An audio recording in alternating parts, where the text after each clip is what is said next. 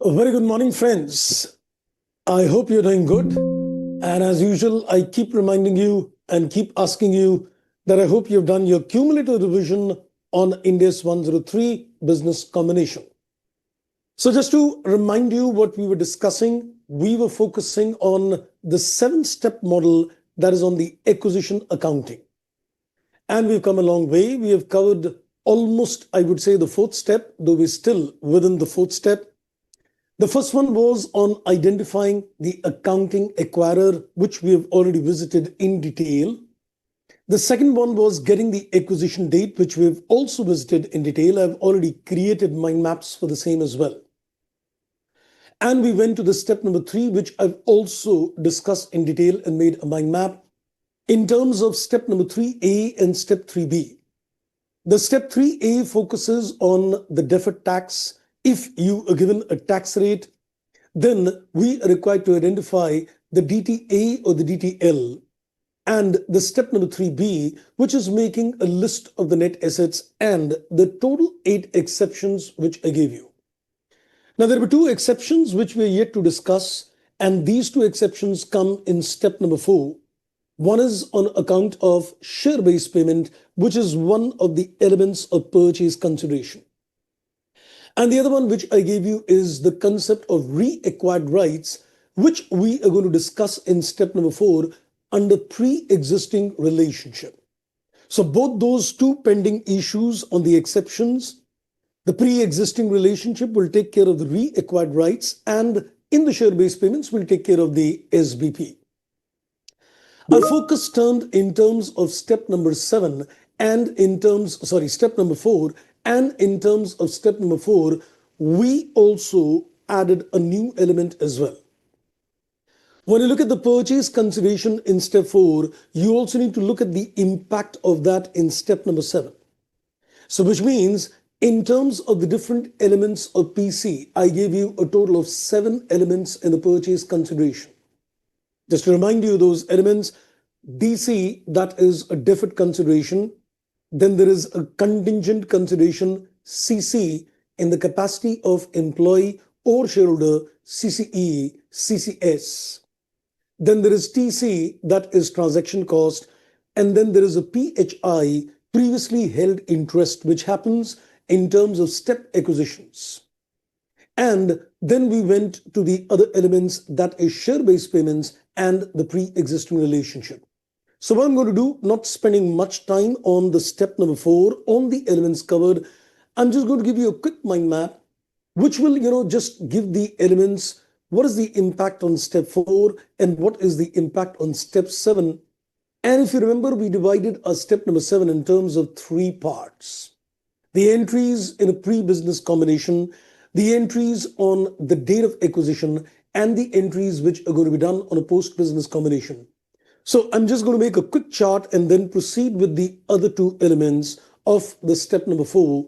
So before that, let's make a quick summary. So we're not going to spend much time. I think we've made some good, interesting charts already on the elements covered in the step number 4. But just a very quick chart on this, and then we go to the other 2 elements. So I guess let's make a quick mind map on the elements of purchase consideration. And we're looking at their impact in terms of the step number 4 as well as the step number 7. And I think we can divide our step number 7 in terms of 3 parts. Let's divide this in terms of 3 parts. And this will give us the inputs in terms of pre, post, and the date of acquisition. So that'll give us a good summary point in terms of how the thought processes to be applied. So I'm making a quick mind map on the step number 4 and its impact on the step number 7. This is on the step number 4, which is the purchase consideration. So I'm taking the elements of PC, the elements of purchase consideration. How would you tackle that in step 4? And what is the impact on the step number 7 in a pre-business combination on the date of acquisition and on a post-business combination impact. I think this is something which needs to be very clear in the mind as we proceed, that because when you look at a larger question, your thoughts need to be very clear that, okay, this is the impact on the PC, this is the impact on acquisition date or prior to acquisition date or post the acquisition date. Now, the elements which we have covered so far, so one of the elements we covered is DC, then we have covered CCS, and then we've covered CCE. Now, these are some terms, which we're using it generically, but of course, don't use them in the exam and call this as a CCS or a CCE. You got to use the term contingent consideration in the capacity of the shareholders or in the capacity of the employees. Then the next one we did is TC, and then we covered the concept of PHI. That makes it very simple. Now, let's go one by one on these impacts. So when you look at the concept of a deferred consideration, this is included in PC. This is definitely included in PC at a fair value, and which is supposed to be the present value of the future cash outflow. So it is included in the PC at a present value of the future payment. And what does it impact on the step number 7? In the post-business combination, there will be UOD. That's called unwinding of discount, leading to a finance charge where the entry is finance charge gets a debit and the DC gets a credit. But I've just put it as UOD. So this is one element, that is DC. The next one is we're looking at CC. The next one we're looking at is CCS. Now, as far as CCS and CCE is concerned, I'm not getting into the distinguishing features that we've already done, that how do you identify with a 3-step model, is it a DC or a CCS or a CCE? But we can say when it is a CCS, it is definitely included in PC. It is included at a fair value. And in this case, it is not based on a present value. It is undoubtedly the fair value which would be given in the question. Now, when you say that it is included at a fair value, later in a post-business combination, you need to assess that whether it is a financial liability or it is equity instrument. By virtue of the parameters we've learned in financial instruments, you need to decide, is it a financial liability equity? Because if it is a financial liability, it is remeasured at FPTPL. And if it is supposed to be equity, then there is no remeasurements which takes place. So remeasurements of the fair value needs to be done at the end of each year till it is discharged. That is again the post-business combination. Now mind also very carefully that where we are putting these entry, is it on the acquisition date or is it on the post-acquisition? That also clarity needs to be got. Now let's go to the next one.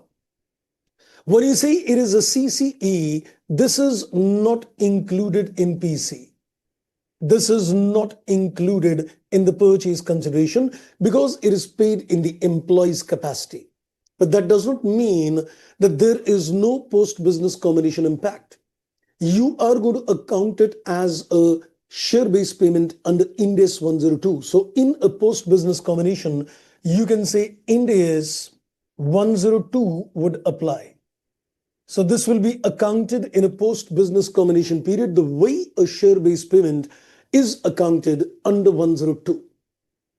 Next, we looked at the concept of TC. So when we say the concept of a TC, this is again not included in the purchase consideration. This is also not included in the purchase consideration. Now, this will be expensed off on the acquisition date. There's nothing to do with a pre or a post-business combination. So this will be expensed on the acquisition date.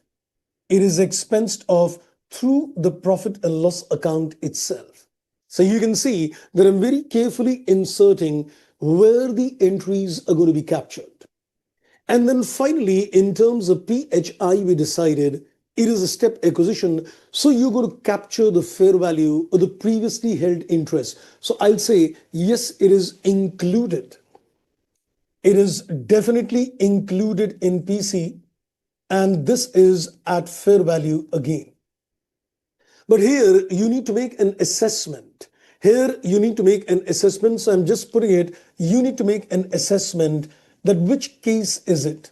Is it a case of conversion of a passive investor to a case of control? Or is it a case of a significant influence converted to a case of control? Without putting much entries into this. Okay, by the way, I think I put this on the wrong end. So all this will be done before the acquisition date. All this is going to be done before the acquisition date, that whether it is a case of a passive investor converting into control, or it is a case of a significant influence becoming a case of control. And I think without putting into much inputs at this stage, you would recall that once it is a case of passive to a control, the gain or loss goes in the P&L or OCI, depending it is measured at FPTPL or FPT-OCI. And if it is measured at FPT-OCI, the accumulated amount is taken to the retained earnings in tab 2 directly. But if it is a case of a significant influence, then I give you the profit loss goes in the P&L, but the accumulated OCI needs a scrutiny. And that amount scrutinized will tell you that if it is R, it goes in the P&L, and if it is NR, then it goes in the retained earnings directly. And for this, I've already given you the entries, so I'm not putting those entries out here. So the entire idea as of now is to give you a complete mapping in terms of deciding that with these particular elements, the impact on the PC and the impact in the journal entries. I hope that helps. So now we are ready to go to the next elements. So I am now going to discuss the remaining two elements, SBP and the pre-existing relationship. Now this is going to be a little technical early in the morning. So share-based payments, I think you need to first visualize the inputs. So I'll first introduce you why we are talking of share-based payments in terms of step number 4. And then we'll discuss the pre-existing. So this is going to be a little tricky, but no worries. You'll understand this if you concentrate fully. Now let's go to the next element, and that is SBP. That's called share-based payments. That is called share-based payments, SBP. Now, we need to understand one very important input. Now, I don't know whether you know Ind AS 102 or not. You've covered 102, I guess. Can I safely presume that? Then I think accordingly, I can give you the insight. So you've done 102, right? Okay, done. That's wonderful indeed. Now, I'm going to give you a visualization so that we get the logic of why we are discussing SBP as a part of the PC. Now, let's understand this with an example. Let's say there is a company A Limited, and let's say there is a company B Limited, and let's say there are employees.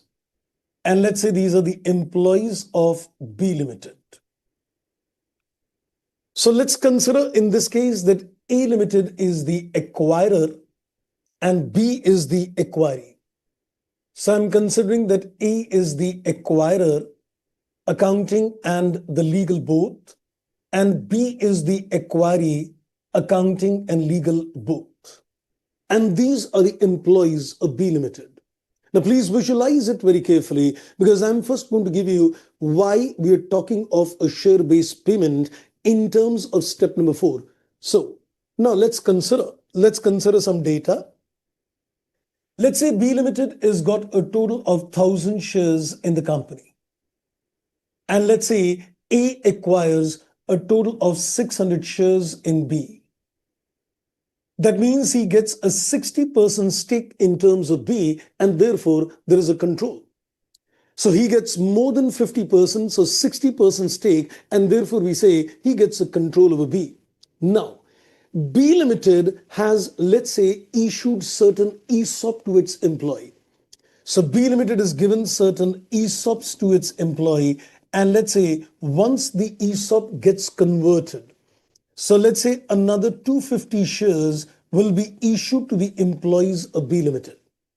Once, let's say, the ESOPs are converted to ordinary shares, so let's assume that another 250 shares will get allotted to the employee.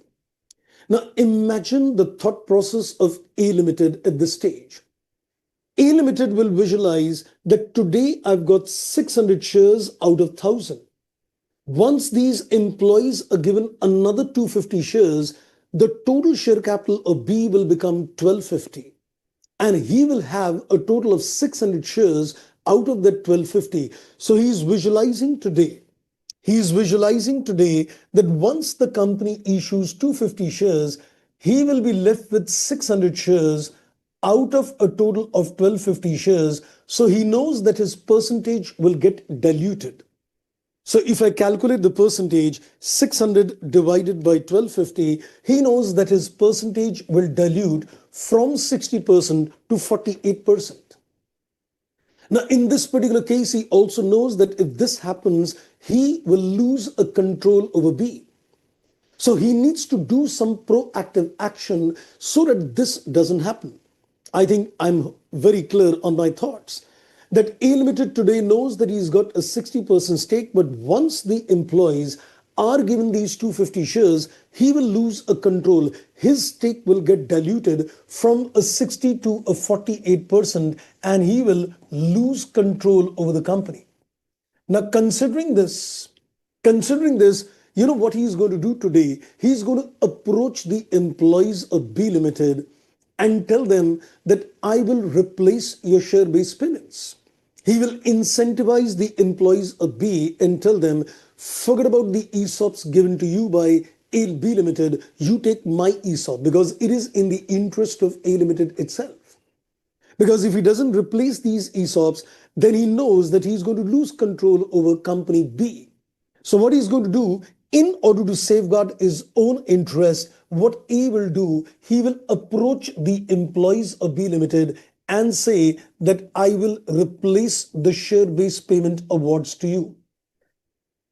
So we call this as awards in the language of Ind AS 103. He will say, I'll replace the share-based payment awards. I hope you got the thought process clear. That why would A approach the employees of B and tell them that I'm going to replace the share-based payment awards? Because he knows if the shares are given to the employees on ESOP conversion, he is going to lose a control. That's great.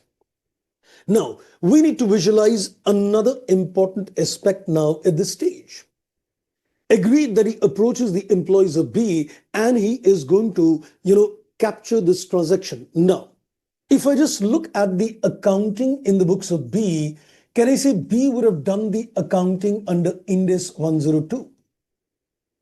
And when B would have done the accounting under Ind AS 102, he would have captured an SBP reserve because it's an equity settled award. And every year he would have done the entry expense being debited and share-based payment reserve, SBP reserve getting created. So on account of Ind AS 102, he would have captured in his books of accounts SBP reserve, which is a part of equity, which is not a liability, but it is a part of equity in the balance sheet of B. So we need to first of all, visualize that this is going to be a part of, you can say, the equity of the company's balance sheet. So this would be appearing as a part of the equity section, not a liability in the books. And how he would have created an SBP reserve is, let's say, for example, if I consider that the vesting period, let's say if I consider that the vesting period is, let's say, 5 years. I'm just assuming that he told the employees that the vesting period is 5 years. And let's say out of this vesting period, let's say 3 years has already lapsed. And let's say another 2 years is yet to lapse. So is it logical to say that he would have accounted on a straight line method 3/5 of the fair value? Because I think if you connect the dots in terms of Ind AS 102, you would definitely vouch me that, we would amortize 1/5 expense every year. So we would have amortized so far, can I say 3/5 of the fair value? So is it right to say that this SBP reserve would be standing equal to 3/5 of the fair value of the share-based payment award? Is that correct? That's rightly said. So which means there is an accumulated SBP reserve in the books of B, and this is standing equal to 3/5 of the total fair value in this particular case. Now, once A takes over the business of B, he would acquire the assets and liabilities, but not equity. Because we know that when A is going to acquire the control of the business of B, he will acquire the control over the net assets, that is assets and liability, but not this equity. So this SBP reserve is nowhere going to enter in the acquisition entry of A. So this will not appear in the acquisition entry of A. But if A Limited is planning to replace these awards, can I say he is definitely liable? Because if he's replacing these awards, he is definitely liable to create this SPP reserve in his own books of accounts as well. So in this particular case, if I come back to the inputs, we can say A Limited will also be required to create.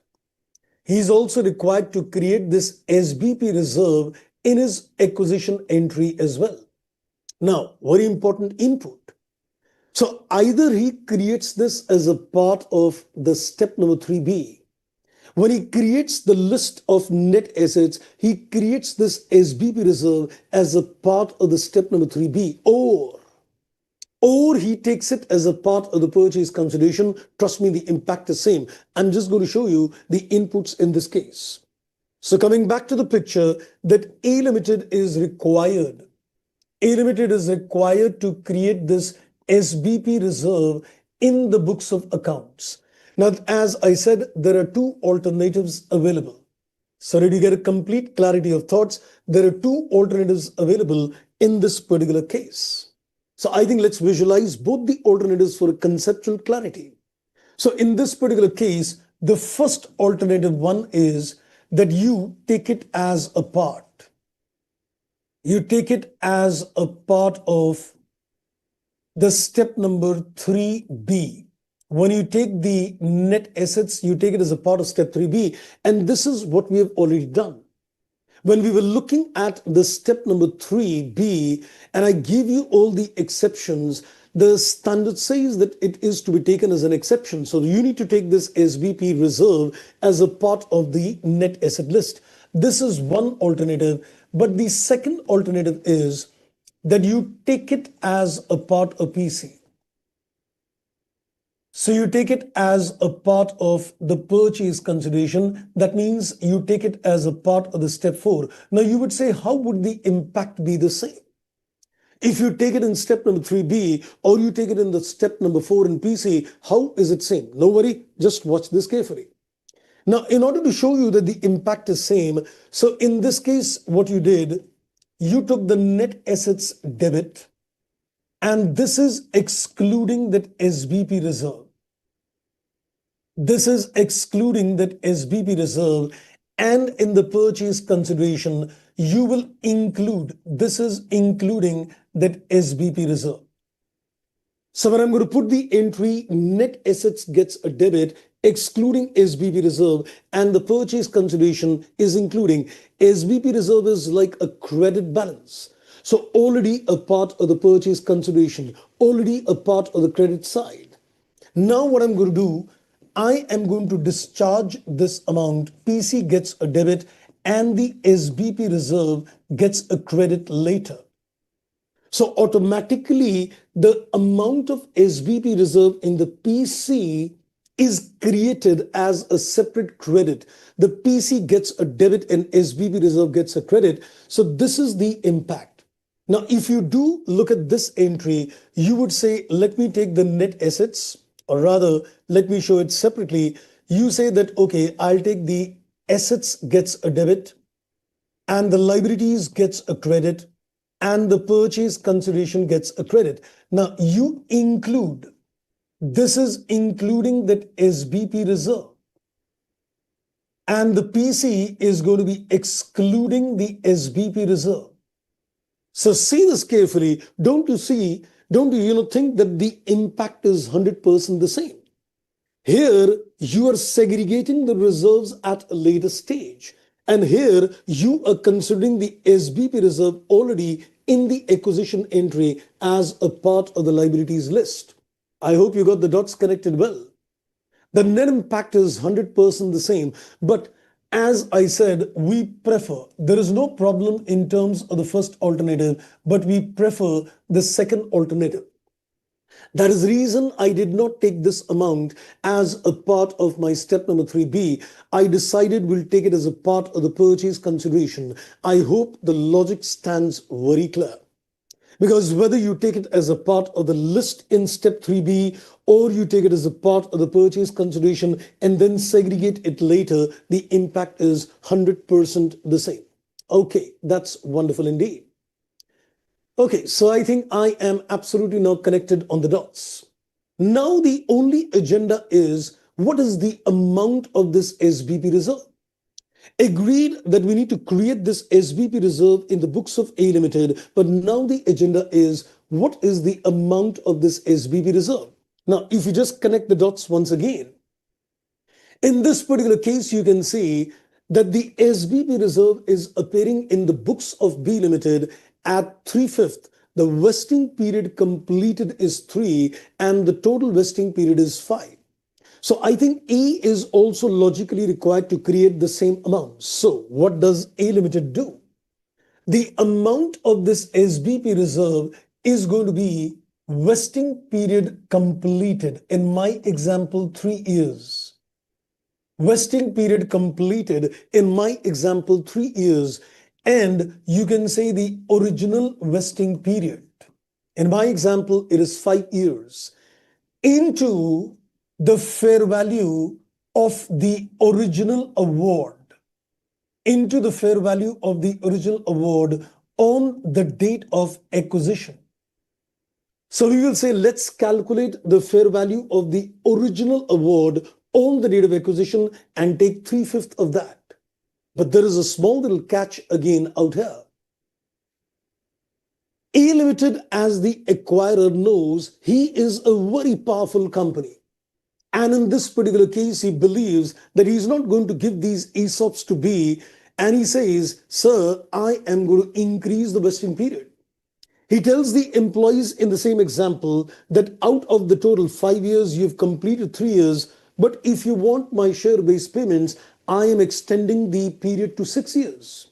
Because A is more powerful as compared to B. So he's in a position to dictate the employees of B Limited. And he says that I won't keep the vesting period 5 years, but I'm enhancing the vesting period to 6 years. So in this particular case, we will take the original vesting period or the total vesting period, whichever is higher, whichever is greater. So in this particular case, and sometimes it may be the other way around as well, A Limited feels that the employees needs to be incentivized in order to replace these awards. He may even reduce the vesting period. So the standard setters decided that because of the change in the vesting period in the denominator, you will take the original vesting period or the new. That is the total new vesting period, whichever is greater, whichever is higher. So we will take a proportionate fair value as a part of the purchase consideration.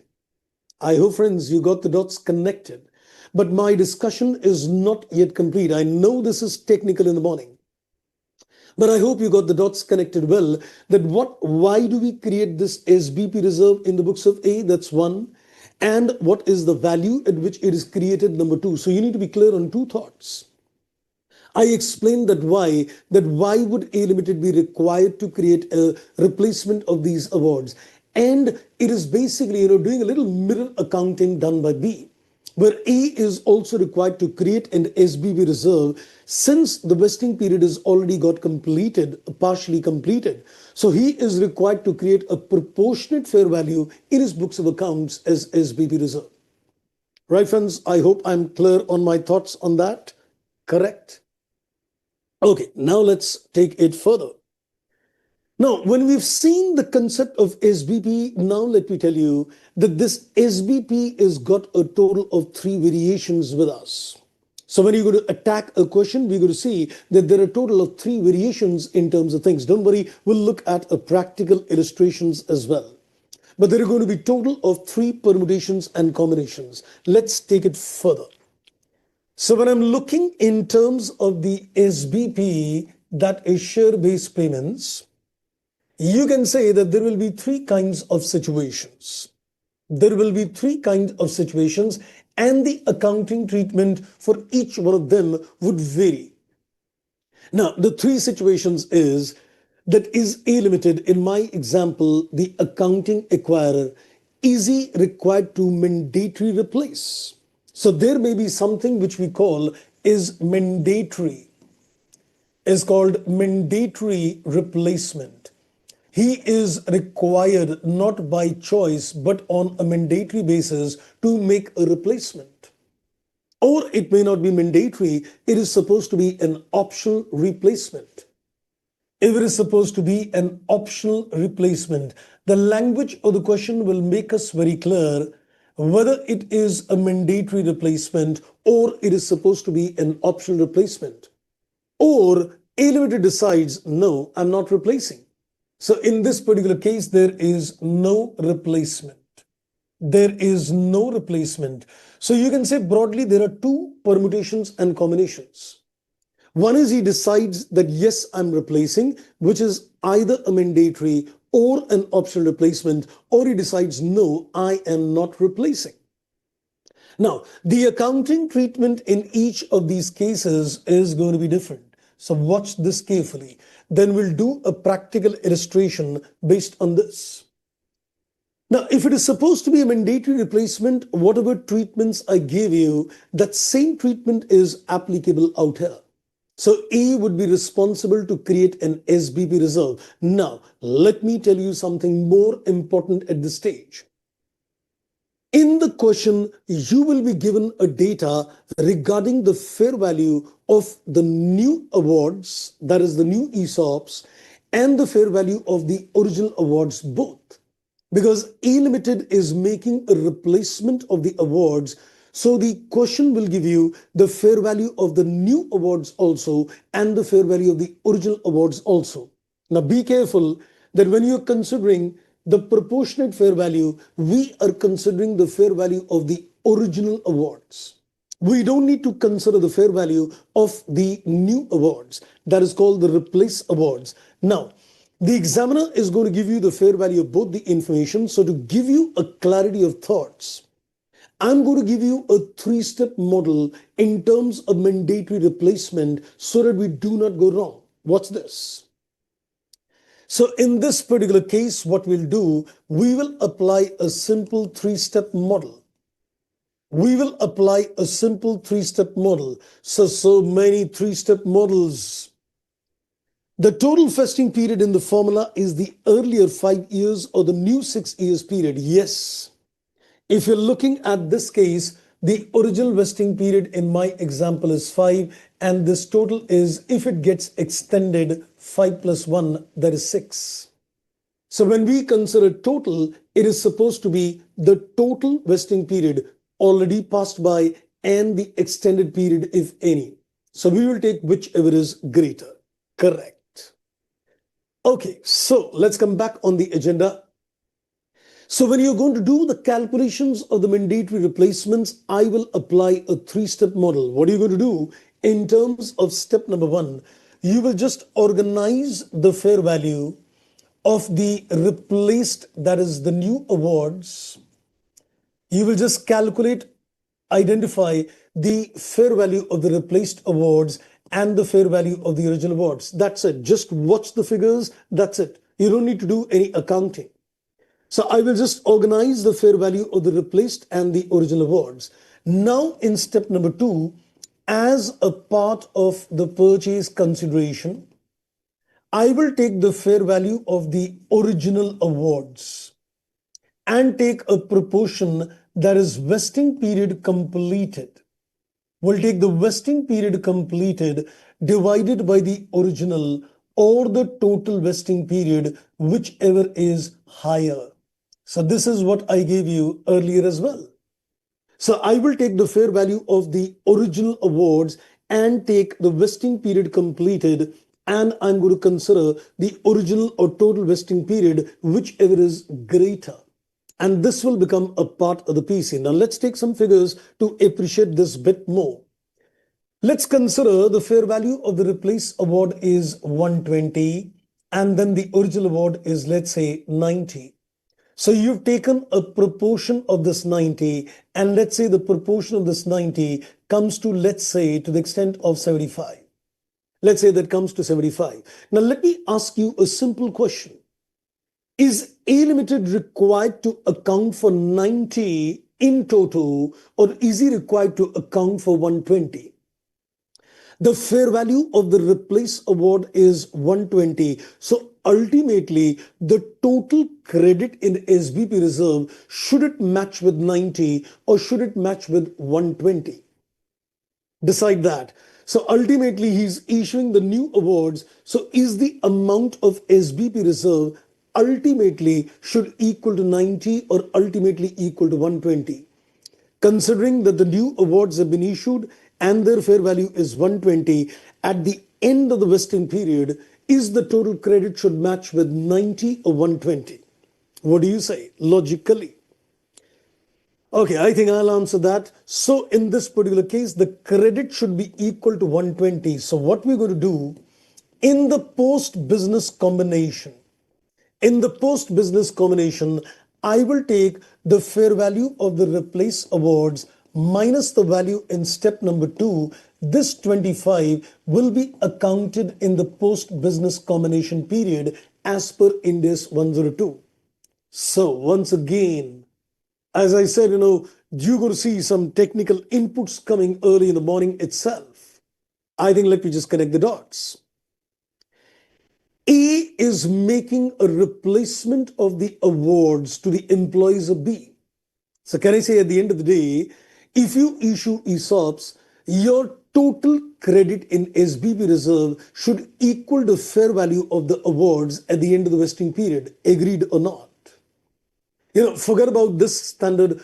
Just consider Ind AS 102. Is the total credit in the SBP reserve at the end of the vesting period, is that equals the fair value of those awards? Yes or no? Even if you account under 102, do you think the total credit in the SBP reserve at the end of the vesting period equals the fair value of the awards? Nobody said yes or no on that. My God. And I think I finally got a yes on that. That's yes, absolutely. Because at the end of the day, when you're accounting for the fair value, you do a straight line amortization. And therefore, at the end of the vesting period, the total credit in SBP reserve has to be equal to the fair value. So which means one thing is very clear, that if you're giving the new awards, the total credit in SBP reserve has to be equal to 120.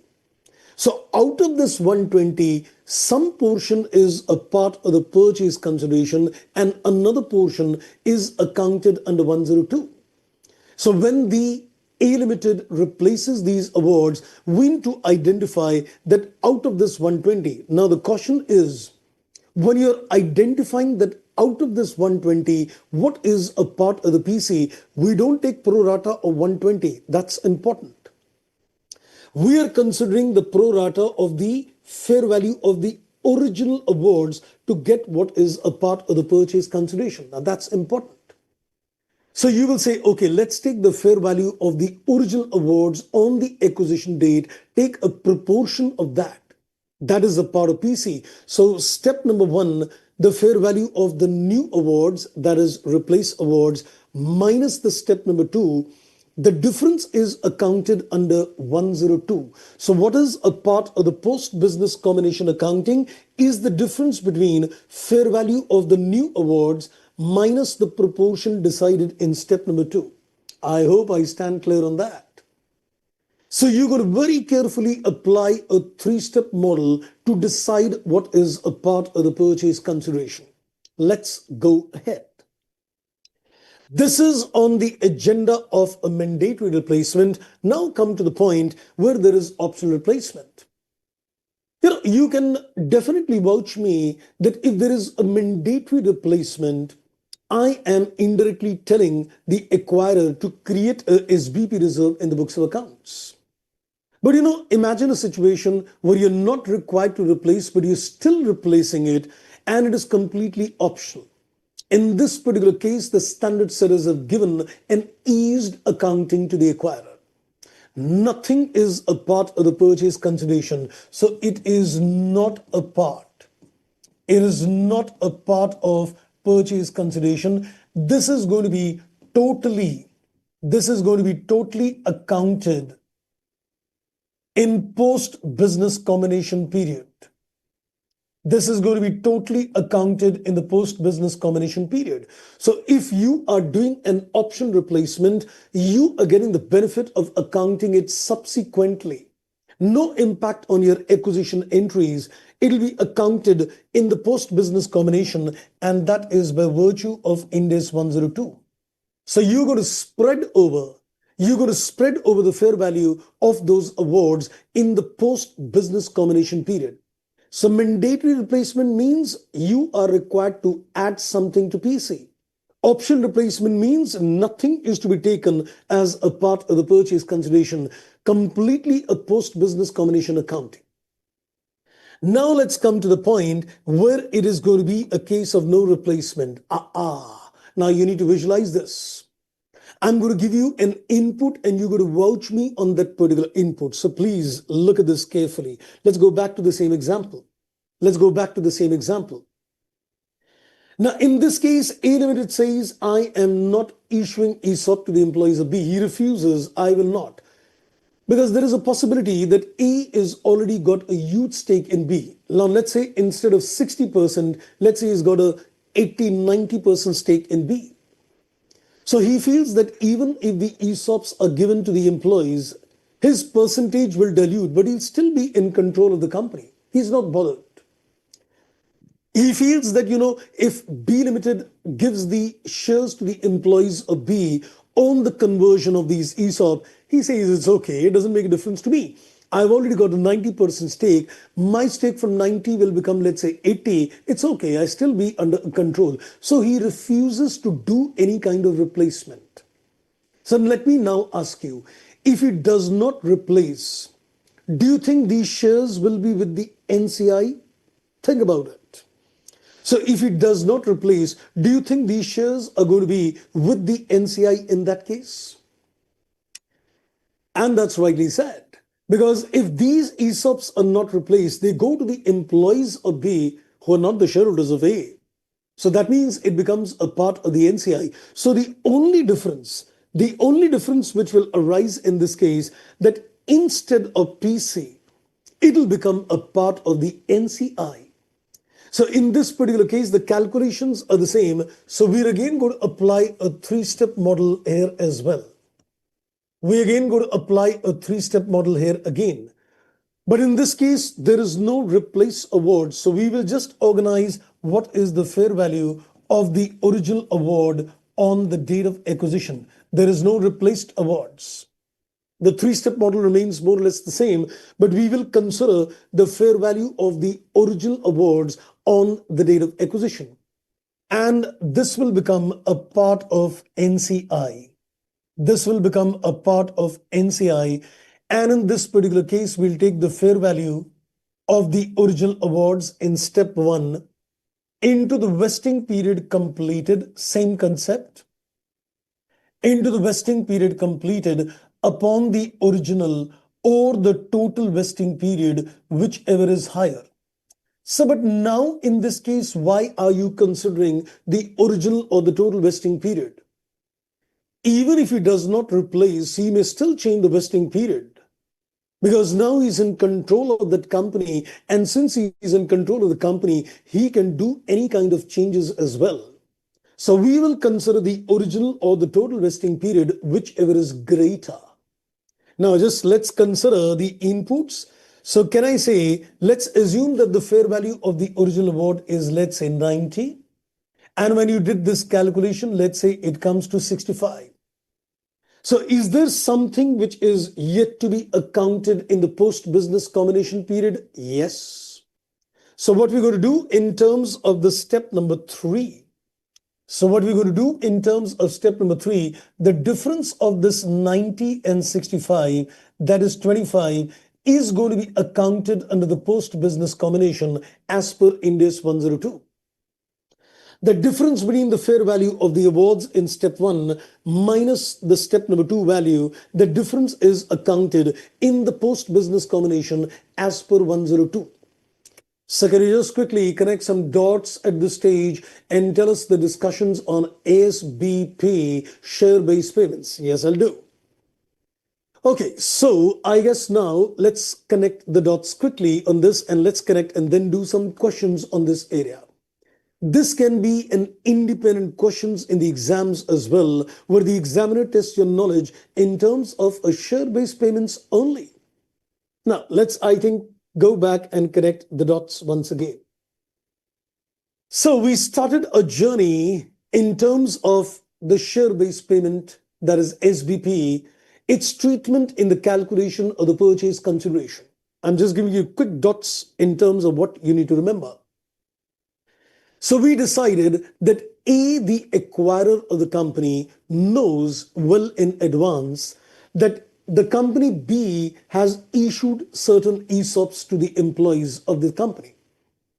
Now, A would understand that once the ESOP gets converted into shares, he knows that his percentage may get diluted, because these ESOPs will convert to ordinary shares and they will go to the outsider. So A is worried that his percentage may dilute, or he is not worried whether the percentage will dilute. So A may decide to replace these awards, or he may decide not to replace these awards.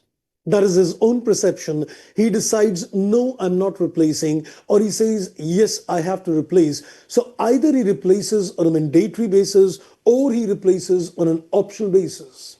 So there will be 3 situations which you need to confront.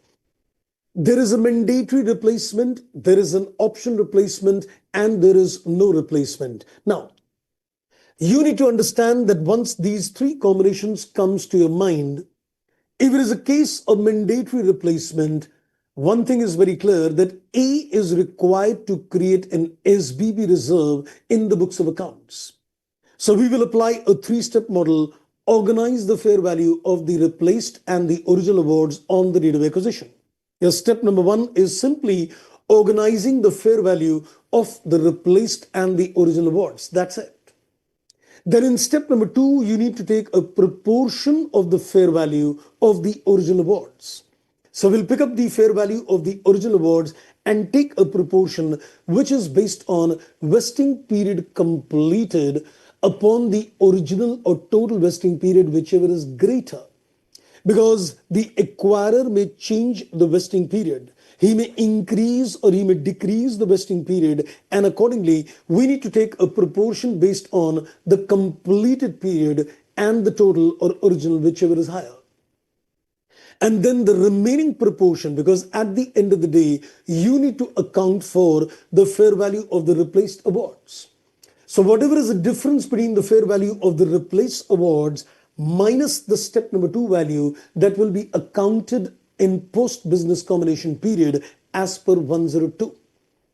Now let's take another contrast where you say that there is no replacement in this case. Now if there is no replacement, the calculations are similar. Here again, we're going to apply a 3-step model itself. But instead of organizing the fair value of the new and the old award, there is only original award. There is no new award. So we will get the fair value of the original awards on the date of acquisition. So in this particular case, since these ESOPs will now go to the outsiders, it's a part of the NCI. So in this particular case, what we'll do, we'll apply the same concept, fair value of the original awards, and a proportion will be taken, same funda. The vesting period completed upon original or total, whichever is greater. So that becomes a part of the NCI in the acquisition entry.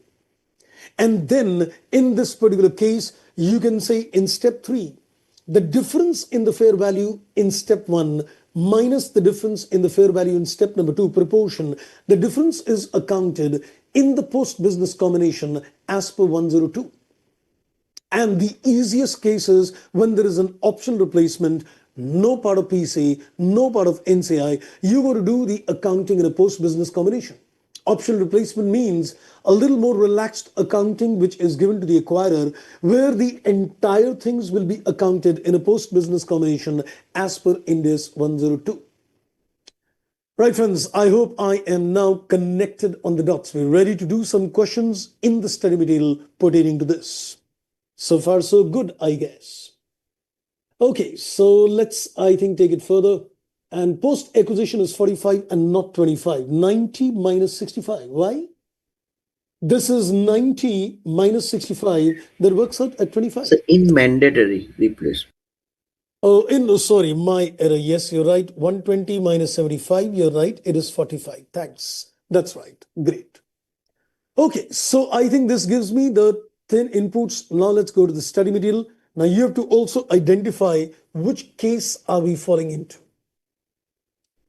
So I'm just taking you in the study material. There are some interesting inputs on the share-based payments.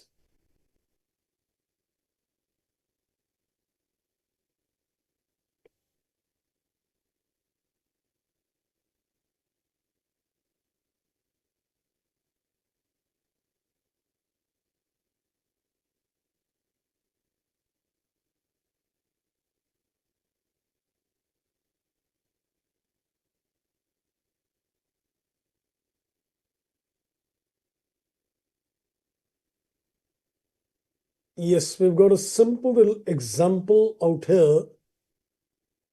Yes, I think that's a good one. Illustration number 27. So we're looking at illustration number 27 in the study material. So let me share this question to you. I hope, friends, the screen is visible, right? So let's, I think, read the inputs in illustration number 27 with you. Okay, so we're going to first identify which case is this as well. It says green acquired pollution. I think that's a very interesting name, green acquired pollution. Sustainability is taking over.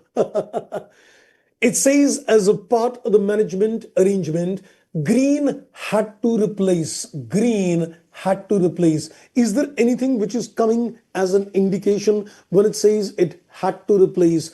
Is this telling you that this is a mandatory replacement? And that's rightly said. So we can say this is definitely indicative that this is supposed to be a mandatory replacement. I'm putting it as M. It says to replace the existing equity settled awards.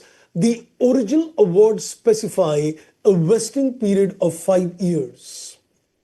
At the acquisition date, Pollution Limited employees have already rendered 2 years of service. So out of 5 years, 2 years have already passed by. So another 3 years is there. Then he says, as required, Green replaced the original awards with own share-based payment awards. That is called the replacement award. Under the replacement awards, the vesting period is reduced to 2 years from the acquisition date. Can you tell me what is the total vesting period now? Out of 5 years, he says 2 years already passed by, and now you're telling the employees another 2 years from the date of acquisition. So what is the total vesting period in this case? Can I say 2 plus 2? That makes it 4, correct? And that's right. Then he says the market-based measurement of the awards, the original and the replaced awards fair value is given. As of the acquisition date, all awards are expected to be vested. So we are understanding that everybody will exercise. Determine the accounting of the replaced awards in this case.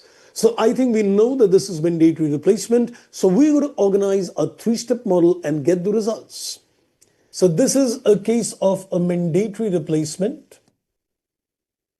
So if it is a case of a mandatory replacement, we will go for a 3-step model. And let's see the inputs. First, we'll just organize the data. So we know that what is the fair value of the original awards and the fair value of the replaced awards. So that data is very clearly given. The fair value of the original award is 500 and the fair value of the replaced award is 600. So my step number 1 is done. Now what do we need to do in step number 2? We need to see what is a part of purchase consideration. So we will take the fair value of the original awards and take a proportion. So remember, you're taking the fair value of the original awards into the proportion. The vesting period completed is 2, original is 5, and the total is 4, whichever is greater. So we will take 2 by 5. So if you take 2 by 5, 200 is supposed to be a part of the purchase consideration. Then we go to the step number 3. So we need to see what is accounted in the post-business combination period. We will take the fair value of the replaced awards, 600, minus the value in step 2. So this 400 is going to be accounted in the post-business combination under Ind AS 102. Simple and straight. Okay. Let's, I think, just have a quick look on the inputs given in the study material. So it says accordingly, 200 will be considered pre-business combination included in the purchase consideration. So you can see that even the view in the study material is on the alternative accounting. Instead of taking it as a part of the list of net assets in 3B, which I said earlier, I said a preferable approach is to take it as a part of the purchase consideration. That's what is done. And then we are given that 400 will now be recorded over the remainder vesting period, which is 2 years, as an employee compensation cost. So this will be accounted by virtue of Ind AS 102. Super. Simple and straight. Okay, so this is done, and I guess this is the only question which is given. I think we've got one more question, I guess. Yes. We've got another small little question, illustration number 28. So let's have a look at illustration number 28 now. Let me just zoom this across.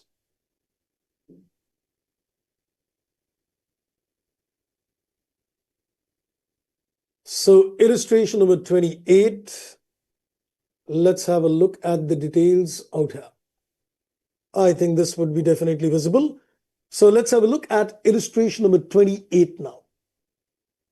It says P is a real estate company, acquires another construction company which has got an existing equity settled share-based payment scheme. The awards will vest after 5 years of the employee service. At the acquisition date, they've already rendered 2 years of service. None of the awards vested on the acquisition date. P did not replace the existing awards. So what do you think? This is what case? P did not replace. Can I say it's a clear-cut case that there is no replacement in this case? So when he says he did not replace, that is indicative that there is no replacement in this case. And if there is no replacement, can I undoubtedly say that this becomes a case where you're going to take it as a part of the NCI? And then he also says the remaining vesting period, but reduces the remainder vesting period from 3 years to 2 years. He made the change. Company P determines that the market-based measurement on the acquisition date is given. It is 500 based on the measurement principles and the conditions. Determine the accounting for market-based measure of the award. So quickly, let's ask you a question. Are we still applying the 3-step model? In this case, there is no replacement. So, but are we still applying the 3-step model? Yes. Instead of part of PC, it becomes a part of the NCI. That's correct. So let's apply the 3-step model again. This is a case of no replacement. And still we need to apply the 3-step model. So first we organize the fair value of the original award only. There is no replace award. The fair value of the original award is given to me. It's 500. Then we go to the step number 2 and we consider what is a part of the NCI.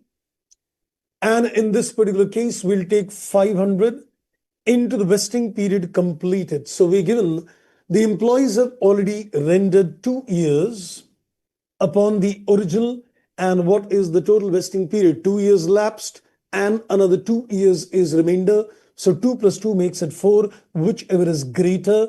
So this becomes 200 again. So that will be inserted as a part of the NCI. And then finally, in step number 3, we decide what is a part of the post-business combination.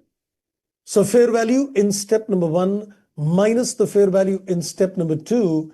So 300 is accounted as per Ind AS 102. Just organize the inputs. C, is it mandatory replacement? C, it is optional replacement. Organize the data, get the results. As simple as that. Let's just, I think, quickly look at the inputs in the answer. So we're given 200 will be included in the pre-business combination and is allocated to NCI on the acquisition date. The remaining expense, that is 300, is accounted for the remainder vesting period of 2 years as a compensation expense. So this will be accounted as per Ind AS 102. Third case, there is nothing to do because that is going to be accounted completely in a post-business combination accounting, so no concern. So we have done mandatory replacement, we have done no replacement. Optional replacement is simply 102. The role of 103 practically does not come when it is a case of optional replacement. So far, so good. I hope, friends, I stand clear on the thoughts. Okay. Now we need to go to the next agenda of discussion, and that is the case of pre-existing relationship, where we also need to add the elements of discussion as far as reacquired rights are concerned. Now, this is going to be a bit more technical, very clear, wonderful indeed. So let me now take you to the concept of pre-existing relationship. Now, this is slightly technical, so let's have a look at this very carefully. So there is a concept which is given. Yes, this is the input. This is contingent, share based. Just a second.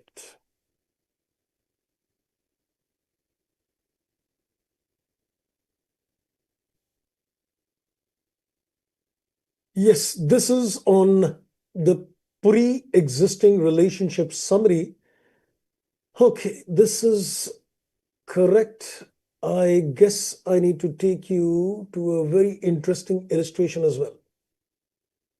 Okay, let's, I think, have a look at this summary. This is a beautiful summary which is given in the study mat.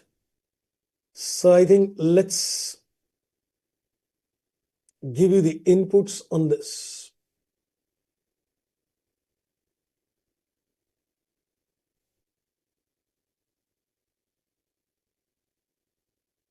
Now, please watch this carefully. I'll give you the thought process. The notes will come later.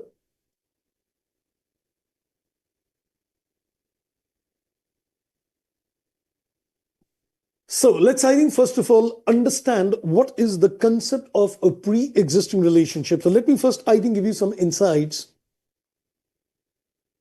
on what is a pre-existing relationship and what is the concept of a reacquired rights. And then we're going to see this. So let me just, I think, first of all, come back to this agenda. So let me first give you a thought process. And this is on the concept of pre-existing relationship. This is on the concept of pre-existing relationship. Now, this is again slightly technical, but just visualize the inputs in terms of what is the concept. Now, I'll give you two situations to analyze, then we'll go back to the concept and then we'll document the notes later. So don't worry on the notes. First, let's understand the larger concept. Now, let's say there is a company A Limited and there is a company B Limited. Now, let's say company B Limited is the acquiree, accounting acquiree, and A is the accounting acquirer. So let's consider A is the accounting acquirer and B is supposed to be the accounting acquiree. Now, let's consider prior to the date of acquisition, I said prior to the date of acquisition, let's say B Limited has filed a legal case against A. He's filed a legal case against A. So this is what we are saying prior to. So this is something which is, prior to acquisition, prior to the business combination. So in the past, B Limited filed a legal case against A Limited. And since there is a legal suit against A Limited would have applied the provisions of Ind AS 37. So in this particular case, we can say when A was doing the accounting because B filed a case against A applied the concepts of Ind AS 37, and he decided either it is a case where I create a provision or he decided that it is a case of contingent liability in the notes to accounts. So A made the assessment based on the parameters of Ind AS 37 and he decided that, okay, I am creating a provision in the books of accounts or it's a contingent liability. Now let's say the legal case which is being filed by B Limited is for a suit of, let's say, 50 lakhs. And let's say he's created a provision of 30 lakhs, or he says it's a contingent liability, so no provision stands created. Two independent cases I'm visualizing. So is there an existing relationship between the two companies? Yes. There is an existing relationship between the two companies. We can say that in this case, there is a legal case which B filed against A. So there is something which is, already a transaction going between each other. And therefore, this is called a pre-existing relationship. Now, the day when A acquired the control of the business of B, he said, let's settle this court case. So they decided, let's settle the court case. And it was decided that let's say the fair value of this liability is also equal to 50 lakhs. So A said, it's okay. I will pay you this 50 lakhs and let's settle. Let's settle this existing relationship. So I will pay you 50 lakhs. So what he does now in this case, he pays a purchase consideration plus another 50 lakhs as well. He says, let me settle this transaction and I'm going to pay you a purchase consideration and include another 50 lakhs as a part of the settlement of this relationship. Now, a quick question. Should I consider this 50 lakhs as a part of the PC, or should I segregate that 50, settle the relationship, and then do the accounting? What do you say? Think of this on a logical level. So what do you think? If A Limited says that, okay, I'll settle the relationship, I'll pay you this 50 lakhs and we'll settle the transaction. Should you account this 50 lakhs as a part of the business combination accounting or segregate it totally and then account for the business combination on a separate basis? And that's right. It makes complete sense that A will say, let me settle the transaction, which means if in the question, I'm given that the purchase consideration is, let's say, 400 lakhs. Let's say I'm given in the question that the purchase consideration inclusive of this 50 lakhs is 400 lakhs. The PC is technically 50 lakhs. Sorry, the PC is 350 lakhs. So if the examiner tells me that 400 lakhs is the PC, I would say the PC is technically speaking to 350 lakhs. Reduce the purchase consideration by the amount which is paid for the pre-existing relationship.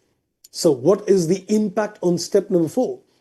When you are going to settle this pre-existing relationship, so we can say when you're going to settle this pre-existing relationship, the first thing is we reduce the purchase consideration by the amount which is paid, which is equal to the fair value of the pre-existing relationship.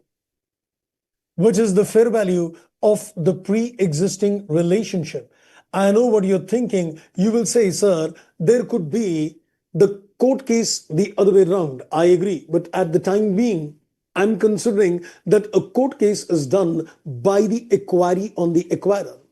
So I will reduce the purchase consideration in this case. I'll reduce the purchase consideration by the fair value of the amount which is paid for the settlement of the pre-existing relationship. In my example, 50 lakhs. One. Secondly, what I'm going to do, I will put the entry for settlement of the pre-existing relationship as well. And this is in terms of the step number 4, and this is in terms of the step number 7.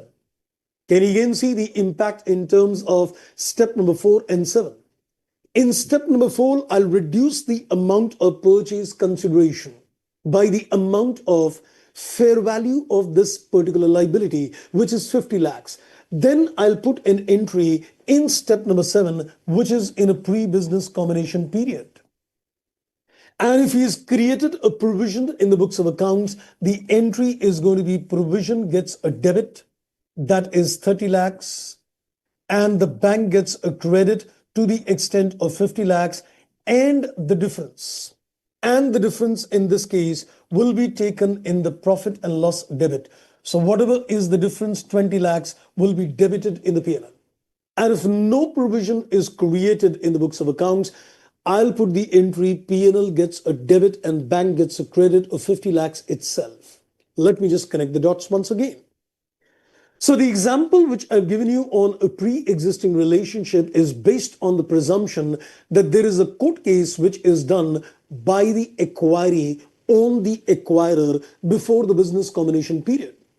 So A Limited at the time of business combination says, okay, I'll pay you this money, let's settle the transaction one and all. So he says, I'll pay you this 50 lakhs. So he decides, I'll give you a total consideration of 400 lakhs, including the settlement of a pre-existing relationship.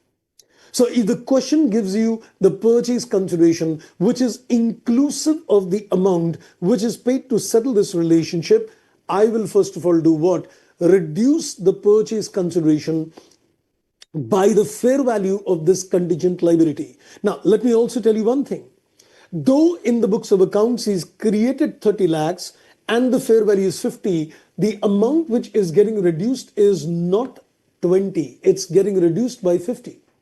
So the PC in the step number 4 will get reduced by the entire fair value, which is supposed to be 50 lakhs. So we reduce the PC by 50 lakhs, and then you put the entry in step number 7 in a pre-business combination period. So provision, if any, gets a debit, and the bank gets a credit with a fair value. Difference in the entry, if any, gain or loss, whatever, goes in the profit and loss account.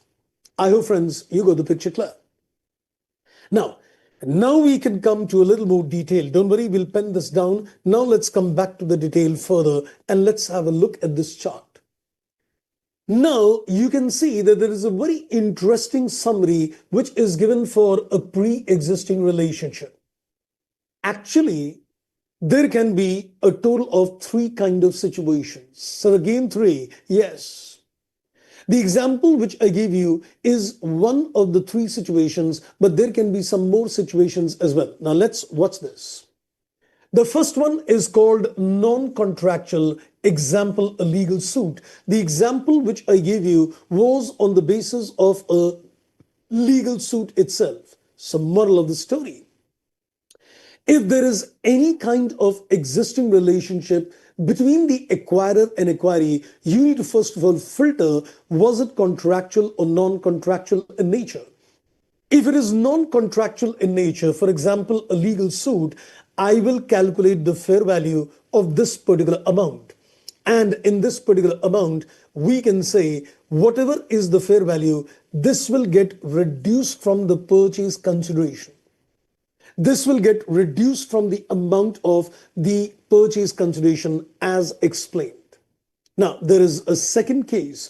Let's say the pre-existing relationship is something which is contractual, example, a supply agreement. Now, if they entered into a relationship earlier and they entered into an agreement, they entered into the contract and they want to settle that particular contract. For example, in this case, there could be a debtor-creditor relationship. There could be a debtor-creditor relationship. In this particular case, something is to be done. I'll explain that something very soon. I'll explain that something very soon because that needs to be explained with an example. The third case is that it results in a reacquired right. This is what we were discussing in terms of step number 3B. And I said we're going to cover this in step number 4.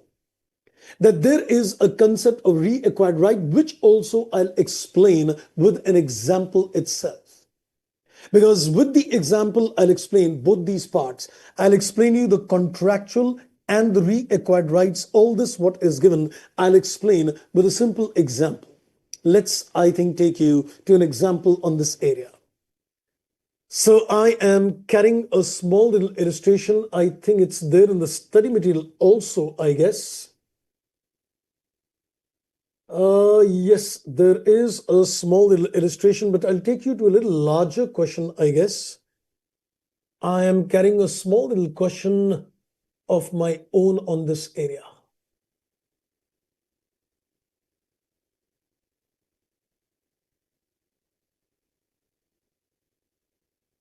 Yes, that's an interesting question. Let's look at question number 15. This is a question which is there in the study material. I think it is there in the test your knowledge as well. So question number 14, of course, is in the study mat. We're just going to look at the question number 15. Now, watch this carefully because this is a little more technical question. So just watch this carefully. I'll explain the inputs to you directly in this case. Just give me a second. Yes. Now, let me just read the facts. Now, we are looking at a pre-existing relationship and we need to identify, is it contractual or non-contractual in relation? And then we'll see the other facts. Let's have a look. It says entity A acquires entity P for a consideration of 1 crore. It says 4 years ago. It seems to be some kind of existing relationship between them which arose 4 years back.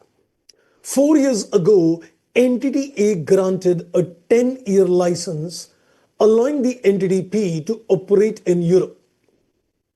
When A granted a license to P, do you think they would have entered into a contract and agreement for the same?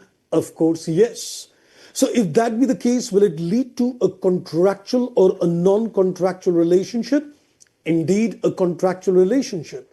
So when they granted a 10-year license, one thing is very clear, that there was a contractual relationship between each other. So we can easily identify that this is a case of a contractual relationship with each other, correct? Then he says the cost of this license was 2,50,000. The contract allows either party to terminate the franchisee at a cost of unexpired initial fee plus 20%. Now that's important. So they decided that anybody can cancel the agreement at any point of time. And if they cancel, then there will be a penalty which is payable. And what is the amount of penalty? He says the unexpired initial fee. Now let me ask you another question. If the cost of this license was 2,50,000, did the company P capitalize this intangible asset in its balance sheet as per Ind AS 38 at 2,50,000? Of course, yes. Because he purchased a license and paid a cost of 2,50,000. So when he would have captured this in the books of accounts, he would have applied Ind AS 38 and captured the intangible assets at 250. And it has got a life of 10 years, which means he would have done an annual amortization, which is supposed to be 25,000 every year. Now look at the calculations. The license is granted for a period of 10 years, and it says this happened 4 years ago.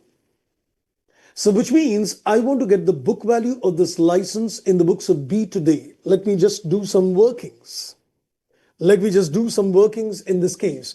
So the cost of this license is supposed to be 2,50,000 and the life of the license is supposed to be 10 years. So we can get the annual amortization. So we can say the annual amortization in this case is supposed to be 25,000 per annum. So we can say that if 4 years have already elapsed, that means I must have written off 1 lakh so far. So if I get the book value today, we can say 2 lakh 50 minus 25,000 annual amortization 4 years ago. So we can say the book value of this intangible asset is supposed to be 1 lakh 50. That's correct. So it says that the parties can cancel the agreement at a cost of unexpired initial fee. Unexpired initial fee means the book value. So when I say unexpired, it is yet to expire. So this book value is nothing, but you can say it is supposed to be the unexpired. You can say this is the term which is used. It is unexpired initial fee. So the unexpired initial fee today, or you can say the book value is 1 lakh 50. He says you can pay this money plus a 20%. So if you pay this money plus 20%, now you can see the calculations. On the date of acquisition, the settlement amount is 1 lakh 80, and that's the working. I hope you're able to get the dots. So in this case, the acquirer had given to the acquiree before the relationship arose a particular franchisee right. And that franchisee right was given at a cost of 250 and the annual amortization was 25,000. So they mutually agreed with each other that they can cancel the agreement and pay an amount equal to the book value plus 20%. So 150 plus 20% makes it 180. Further, it says entity A acquired entity B because it sees a high potential in the European market and wants to exploit it. Entity A calculates that under the current economic conditions and the current prices, the grant for a 6-year franchisee is going to be 4 lakh 50. How would this license be accounted as a part of the business combination? Now watch this carefully. Now, in this particular case, A is now acquiring a control over P and he wants to reacquire that right. So this is called a reacquired rights.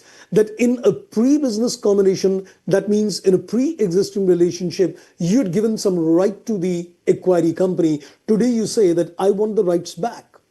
So in this particular case, it gives rise to, you can say, the third situation. So you can say a contractual relationship may give rise to a reacquired rights or may not give rise to a reacquired rights. So basically there are going to be three cases. If it is non-contractual in nature, we already saw reduction in PC and settlement of the transaction. If it is contractual, there can be two permutations, combinations. It does not lead to a reacquired rights or it leads to a reacquired rights. So if it leads to a reacquired rights, so this illustration is resulting in a reacquired rights. So what do I do with that reacquired rights? When you go to the step number 3B, you will record this reacquired rights at a fair value. Now see what is given. A calculates that under the current economic conditions and current prices, if you consider the remaining tenure, then the value of this franchisee right for the remaining period is 450. So this 450 is going to be captured as a part of the step number 3B, that is the list of net assets. That's one. So we will say, okay, let me calculate the fair value of this reacquired rights considering the remainder period of this right, and this will be captured as a part of the step number 3B. Then comes the step number 4. Now the input comes. What do we do in terms of the step number 4? Let me now explain the inputs in terms of step 4. You can see in this particular case, you can pay 1 lakh 80 and settle the transaction in this case. So what am I supposed to do? Reduce the purchase consideration. I will reduce the purchase consideration by the amount you can pay to settle the transaction. So 1 lakh 80 will get reduced from the purchase consideration. But that's not all. There is more to it. So we will reduce the amount of purchase consideration by the amount which can be paid to settle this pre-existing relationship. So that 180 will get reduced from the PC because that's what you paid. And then you will put an entry that is profit and loss gets a debit and bank gets a credit. And this amount of 1 lakh 80 will get recorded separately. But that's not the complete status. There is something more which I need to explain further in this case. Let me just come back. I'll come back to this. Let me come back on the study material, back on the same chart which we were looking at. Let's have a look at the chart. So let's now come back to the summary chart which we were looking at on a pre-existing relationship. Yes, now let's have a look at this chart. Then we'll come back to the example on this. Let's have a look again further. Now, in this particular case, you can see that if it is a reacquired right, it says the fair value based on the remaining contractual term without renewal. Did we not calculate the fair value of that right based on the remaining tenure of 6 years? Yes, we did. And this was capitalized and amortized. So this became a part of the step number 3B. This became a part of the step number 3B. So you can say the contractual agreement may lead to reacquired rights, and that is to be taken as a part of step 3B. So the reacquired rights is not going to be ignored in step 3B. The share-based payment was ignored in step number 3B, but the reacquired rights is going to be a part of the step number 3B. So in this particular case, it becomes a part of step 3B. Further, now what do we need to do? We need to consider the lower of the two. I gave you in that example that we will reduce the amount of settlement from the purchase consideration. No. Now see what is to be done. The stated settlement provisions in my example was 1,80,000. But we need to see favorable, unfavorable position. We need to see the favorable, unfavorable position. So what do you mean by favorable, unfavorable position? Now you can see that if I want to get this right today, it is worth 4,50,000. And if you see that what is the amount I'm going to pay today is 1,80,000, so it's a favorable position to me. Or you can say it's from the point of view of the acquirer, it's an unfavorable position. Because you need to pay a penalty to get this right. But you can say that you are going to get a right which is worth 4,50,000 by making a penalty of 1,80,000. So let me just connect back and let me just go back to the agenda to explain the inputs. Let's go back to the example. So no worries, we'll document this after this example. I'll document the inputs also. What is to be done under each step, we'll document that as well. Let's come back. So in this particular case, we can say, what is the value of this right? The value of this right is 4,50,000. And the amount you need to pay is 1,80,000. So tell me, what is better? Should I pay the penalty and, get this right back? Why not? If you're going to get a right back, which is worth 4,50,000 and you need to pay a penalty of 1,80,000, I'll say, let's settle this contract. So we need to compare the fair value of that reacquired right, 450, vis-a-vis the penalty which you need to pay to exit out of the contract, whichever is less. Whichever is less, that is going to be reduced from the amount of purchase consideration. And generally, you will see the amount which you will pay as a penalty to settle the contract is going to be generally less. So moral of the story, I think let me now just connect the dots.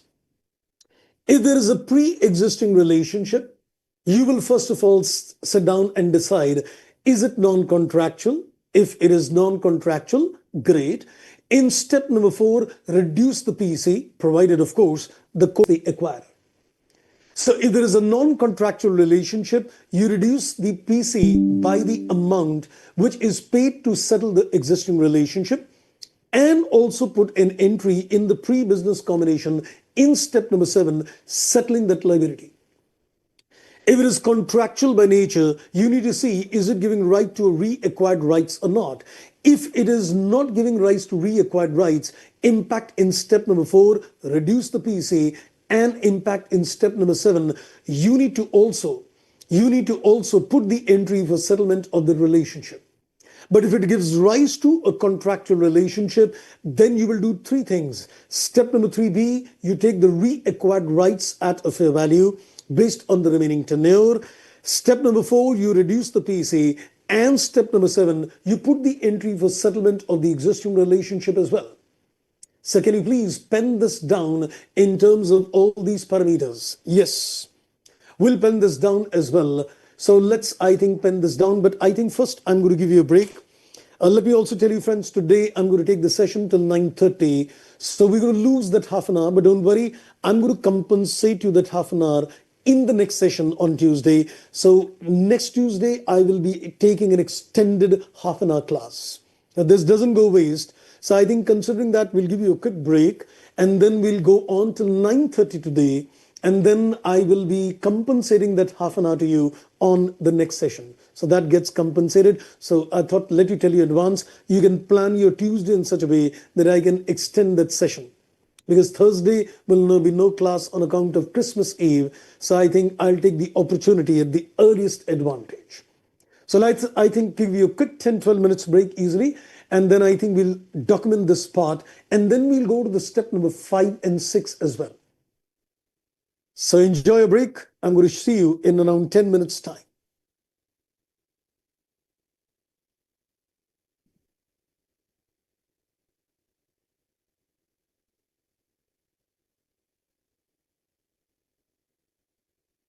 Break लगा दीजिए नहीं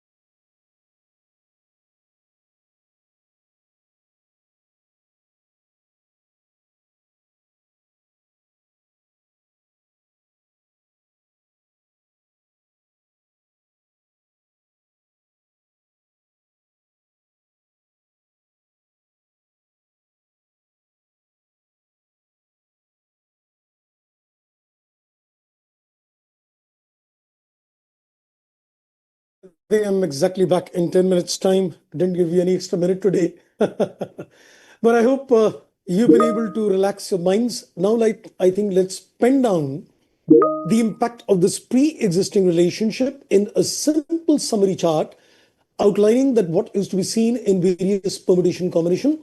And that also takes care of my step number 4. So let's, I think, pen this down. So maybe we can just put it across here itself. So let's make a summary chart in terms of the pre-existing relationship. So what will be the treatment as far as a pre-existing relationship is concerned? And when we're looking at the pre-existing relationship, we're looking at the settlement of the transaction. That if you're going to do the settlement of the pre-existing relationship, then what is supposed to be the accounting treatment in this particular case? So first of all, we're going to compare this. We're going to put two inputs on this. So one is we need to identify that is it non-contractual? You need to first of all identify that it is non-contractual. Example, we saw the case of a lawsuit. And in this case, I am assuming that this lawsuit is by acquiree own acquirer. So that's a presumption. That's a presumption in terms of filling this chart that the lawsuit is filed by the acquiree on the acquirer. Or we can say it is contractual in relationship. And we can say this may give rise to, this may give rise to reacquired rights. It may give rise to reacquired rights. And I think the best example to correlate out here would be the case of a franchisee rights given. Franchisee rights given earlier. That means before the business combination, the franchisee rights were given earlier by acquirer, of course, to the acquiree. So these are the two cases. So as I said, this may give rise to reacquired rights. So let's pen down the inputs based on that. Yes, it leads to reacquired rights. Then what are the inputs to be done? So in this particular case, when you say that it is non-contractual, and in this case, when you say that it is supposed to be contractual in nature. Now, let's see what are you supposed to do under each of these steps. So we can say in terms of the step number 4, we'll reduce the PC by fair value. We'll reduce the PC by the fair value of that particular liability. So we will not reduce the amount of the provision and the fair value difference. You need to reduce the fair value itself. Then in terms of the step number 7, this is in a pre-business combination. You'll put the entry for settling the transaction, and we will put the entry provision gets a debit. That would be at the book value of the provision. The bank gets a credit, and this is with the fair value. And any difference in this entry will be again a loss, which will be taken in the P&L. So the book value might be greater or the book value might be less. So any difference will be taken in the P&L. So impact in terms of step 4 and step number 7, pre-business combination. Now, considering this is a case of reacquired rights, step number 3B and step number 4, as well as step number 7. So we need to take care of, you can say, 3 inputs at this stage. In terms of the step number 3B, we will include reacquired rights. We will include the reacquired rights at fair value based on remaining life. So we will see what is the remaining life of those rights, and we will consider the fair value of that as a part of the list of net assets in step number 3B. Then in terms of step number 4, we'll reduce the PC. So let me now give you a little more precise inputs. In this case, what is to be reduced from PC? So the amount to be reduced from PC is the lower of the two.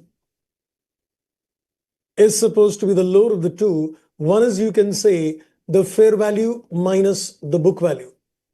The fair value of that right is 450. The book value is 150. The difference is 3 lakh.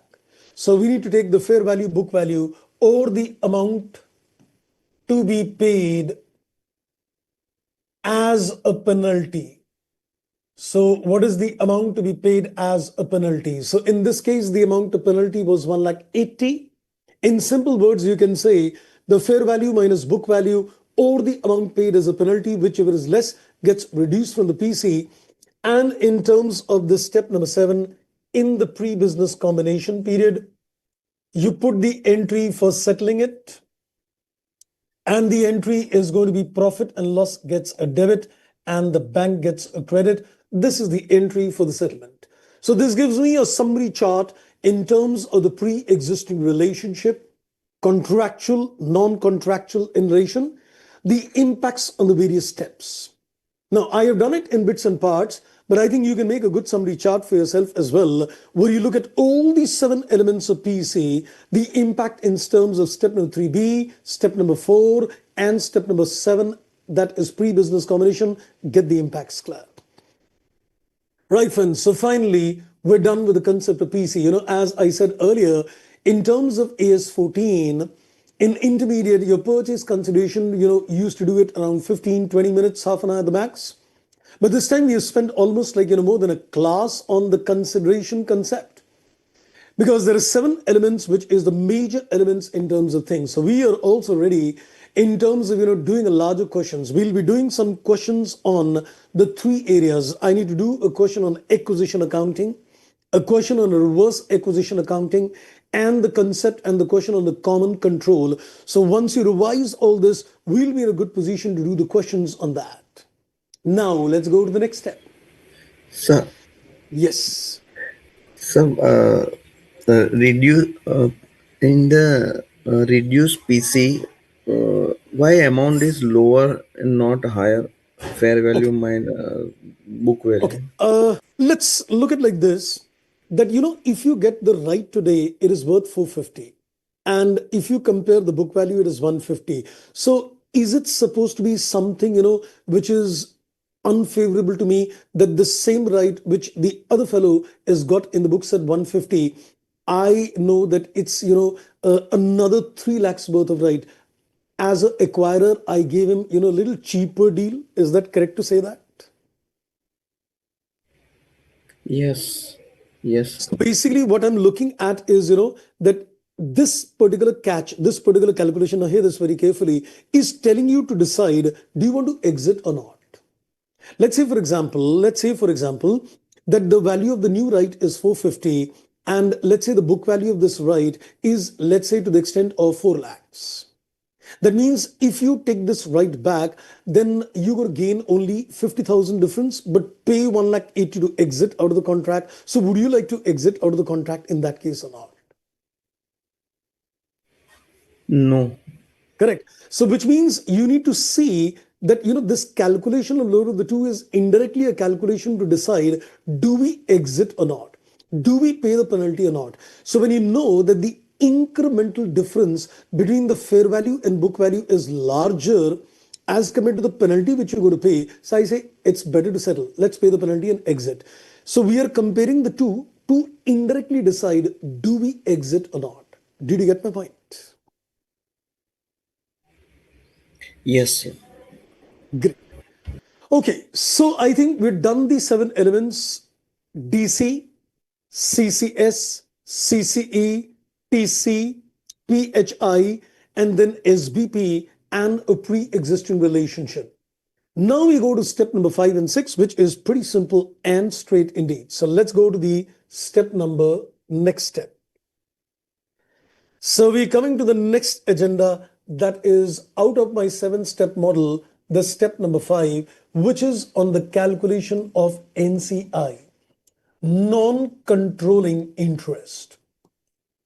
As I said, a few things which I will need in Ind AS 110, I am covering them in Ind AS 103 itself.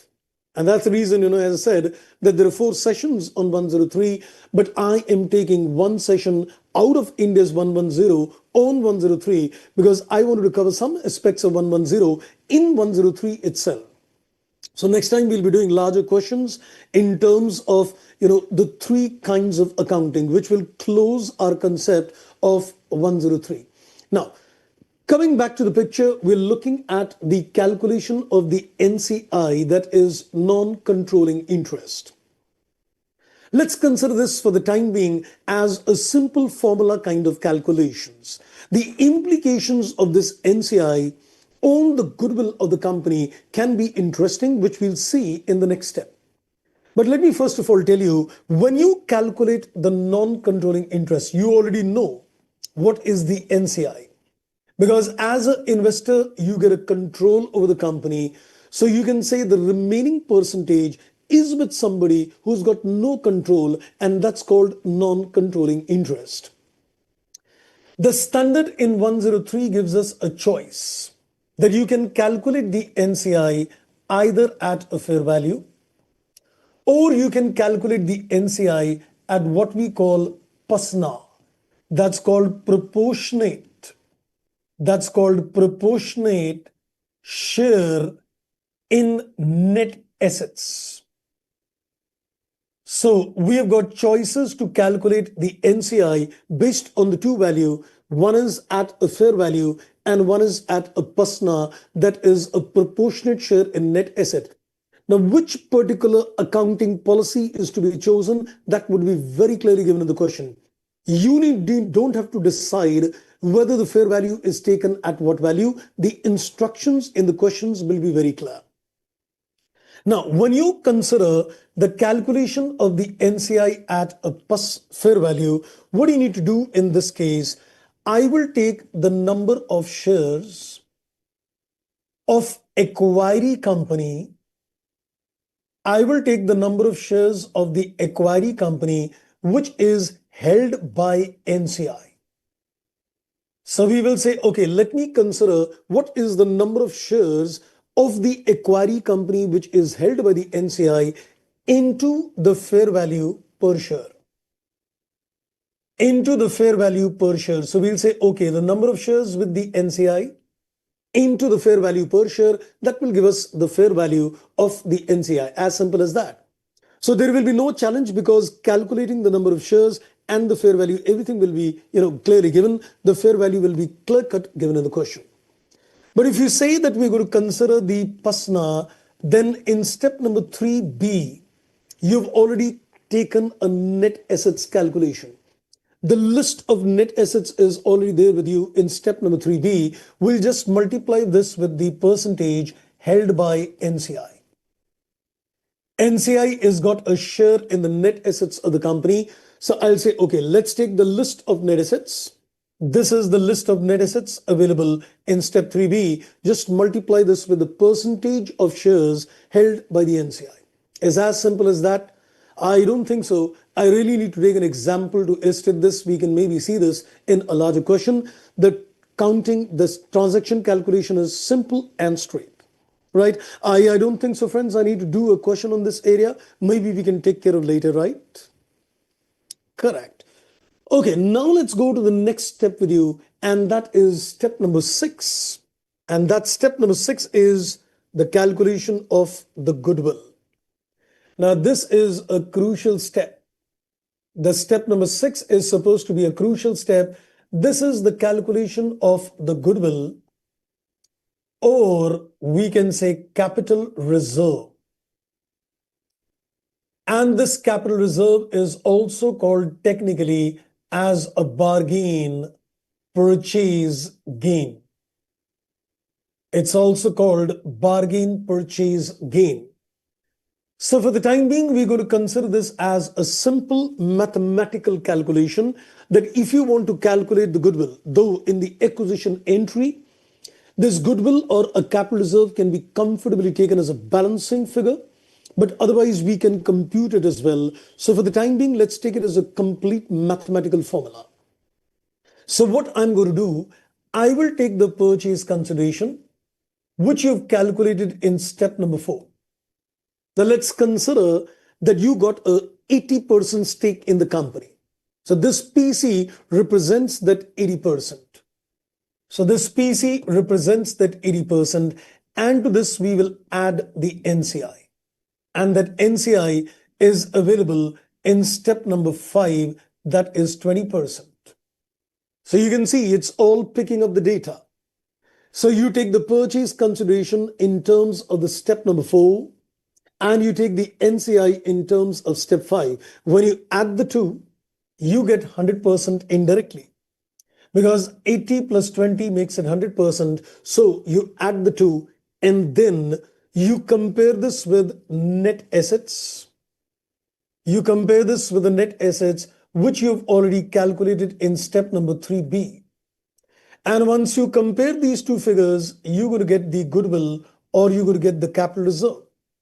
So we will get the goodwill or we will get the capital reserve, or what we call the bargain purchase gain. Let's, I think, take it a little further.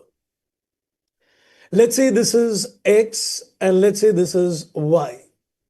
Now, if your sum total of the PC plus the NCI, if the sum total of the PC plus the NCI is greater as compared to net assets, you paid more.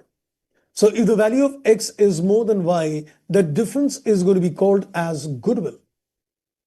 Because the sum total of the PC and the NCI, you paid more and the share in the net assets is less. So the difference is going to be called as goodwill. And if it is the other way around, if Y is more, we're going to call this as a capital reserve. We'll take an example to illustrate this. But the idea is not now to tell you about goodwill. The idea is now to tell you the linkage between NCI and a goodwill. Because this NCI which you have calculated is based on either a fair value or it is taken on PASNA. Now friends, I am going to do a little technical calculations in the next 10-15 minutes, which will be a little technical. Watch the maths carefully because this is very important. Because this is going to give us a connect in terms of the consolidation standard as well. In terms of Ind AS 110, what is the impact? We'll see that. But I think mathematically, you would have got the calculations of the NCI and the calculations of the goodwill. Let's begin further. Let's take an example and we'll just try to connect now the dots. Now watch this carefully.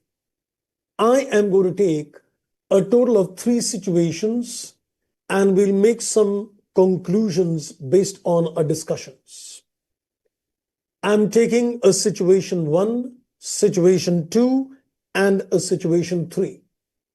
So we're looking at the goodwill only, but we're looking at situation 1, we're looking at situation 2, and we're looking at situation number 3. In situation number 1,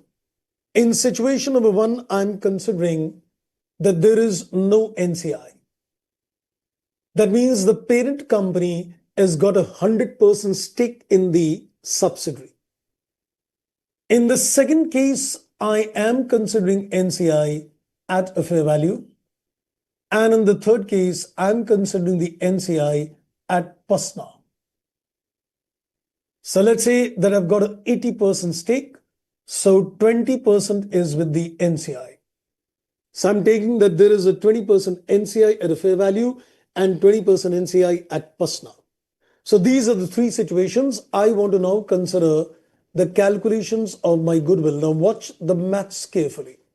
Because if this clicks, then I am definitely sorted. Okay, now I think let's consider the inputs. We take the purchase consideration. And to this we add the NCI. And we need to compare this with the net assets. and we are supposed to get the goodwill. Now, please watch this very carefully. The calculations which I'm doing, just watch this carefully. So we've taken the format for the calculation of the goodwill, PC plus the NCI versus the net assets, and let's compare. Now, watch this carefully. Let's assume that the purchase consideration is 300 lakhs. There is no NCI and the net assets is 250. So we can easily get the goodwill to the extent of 50. I don't see that there will be any challenge in situation one. Simple and sweet. So we're taking the purchase consideration 300, you paid 300, and the share in the net assets is 250. So there is a premium goodwill to the extent of 50. Now, let's consider the other inputs in this particular case. Now, let's consider the other inputs in this case. So, in terms of the purchase consideration, now let's say this is 80%. Since you have acquired 80%, so this turns out to be a total of 240. 80%, that is supposed to be 240. Now, watch this carefully on this particular input. Now, since I am considering the NCI, in this particular case at a fair value, so what I'm doing, I am going to take a proportion of the PC. Indirectly, this is the fair value of the entire business. This is the fair value of the entire business. So I've taken 80% of this as 240. So we can take 20% of this, that is 60. I hope you got the maths. So I have taken 80% of this, that is 240, and 20% of this, that is 60. NCI also taken at a fair value. Remember when we did the concentration test also, there was a NCI at a fair value, which was supposed to be based on the business value and the value of the business into the NCI percentage. I've done exactly the same thing. Yes. I took 80% paid for acquiring 80% stake and 20% is this. And by the way, the sum total still remains equal to 300. And the net assets are 250. So we again get the goodwill 50. Wow. Now it's time to look at some analysis in this particular case. Now my question to you at this stage is, my inputs and this particular stage is, if you compare, you are getting the same goodwill when there is no NCI, and even if there is an NCI, is it by chance or got to be? The amount of NCI, the amount of goodwill which you're getting if there is no NCI, and if there is an NCI, it is equal. What do you think? It's a chance that we're getting the same figure, or is it got to be? Got to be. Wonderful indeed. Because at the end of the day, the sum total of this is 300 and this is equal to the same 300. Basically, you can say by adding the NCI at a fair value, you've indirectly converted the PC into 100%. And therefore, the standard says that this is called full goodwill. The standard says that this is supposed to be a full goodwill. Which means even if you say the NCI is, let's say, 30% or let's say 40%, trust me, you're going to get the goodwill as 50.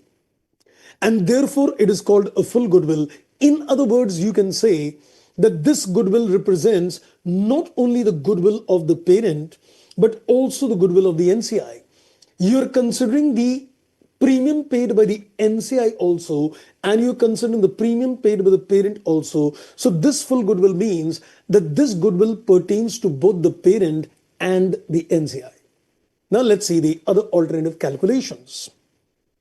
Now in the other alternative calculations, 80% of this is 240, but I don't take the NCI at a fair value. Rather, we say let's take the NCI at 20% of the net assets. The 20% of the net assets in this case is 50. And when you compare the sum total of 290 versus 250, this comes to 40. And you can even notice something. 50 into 80% is equal to 40. Is that by chance or is this got to be? Got to be, sir. That's right. So even if you take 50 into 80%, that is 40, and that is also got to be. So this goodwill is called a partial goodwill. This goodwill is called a partial goodwill because at the end of the day, you can see an alternative calculation. You can see an alternative calculation as well. Instead of comparing the PC plus NCI, why don't you directly compare the PC versus the share in the net assets?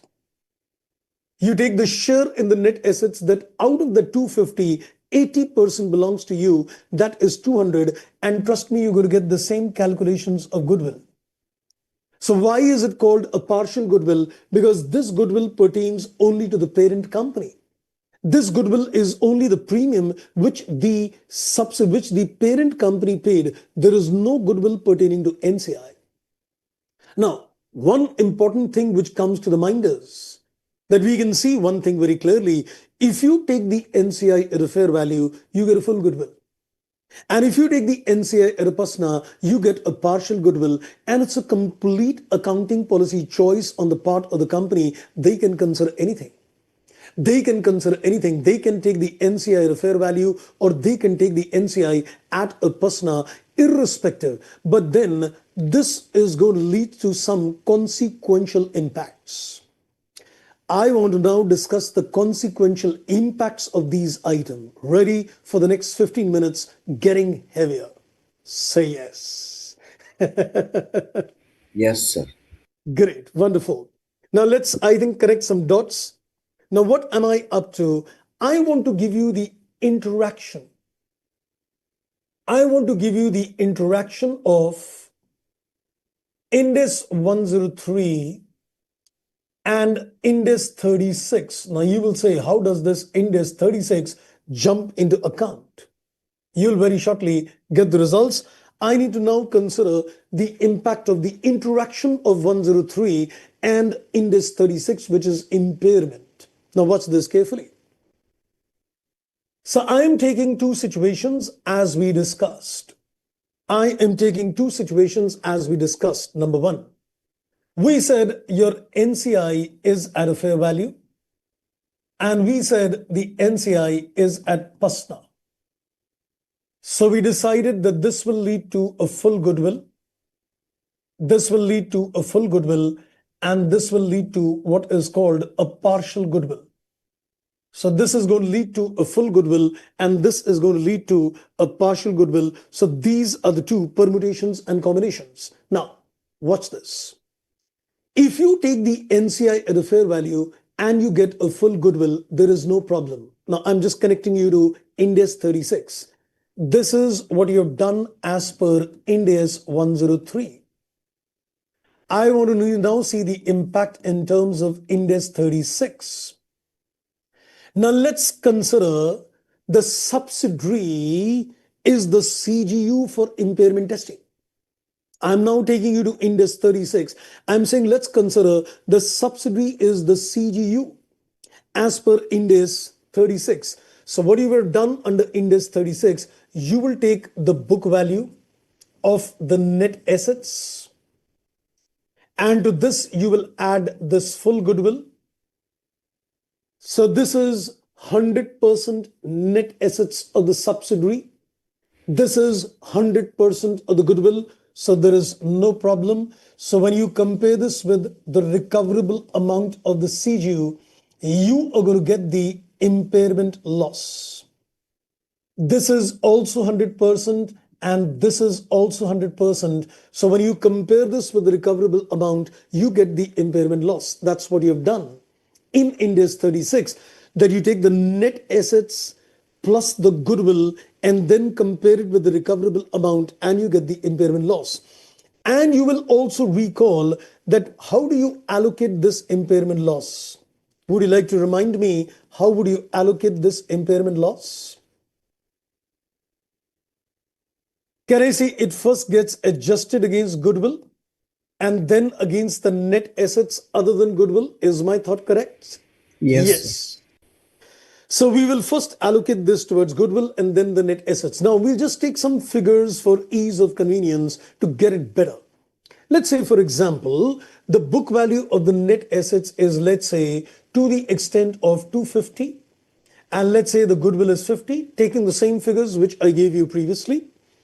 So this is 250 plus 50, that's 300. And let's say the recoverable amount is to the extent of 260. So we get an impairment loss of 40. So what do we do in this particular case? We will allocate this impairment loss of 40 only towards goodwill. I hope I stand very clear on this. So whatever is the impairment loss in my example is well within the goodwill value. So the entire amount is allocated towards goodwill. Correct. Now let's go to the next situation where we're looking at the PASNA. Now we're going to consider the book value of the net assets, and the book value of the net assets in this case is taken, that's 100%. And you take the goodwill in this case. Now this is a partial goodwill. If it is a partial goodwill, it represents 80%. And if it represents 80%, you can't add the goodwill, which is 80%. Ind AS 36 requires you to gross up this goodwill. So what I'm going to do, I will do a grossing up. We will gross up this goodwill. So we will say the goodwill is 40, representing 80%. We will say it is 50. That is what you need to do. That if your NCI is taken at PASNA, I will now gross up my goodwill. I will gross up my goodwill, that this goodwill represents 80%, gross it up, you're going to get 50. Now, let's take the same figures. And then you compare it with the recoverable amount to get the impairment loss. So let's take the same figures to take it further. So let's say the net assets is 250 and the goodwill grossed up is 50. So that becomes 300 and the recoverable amount is 260. So you get the impairment loss 40. But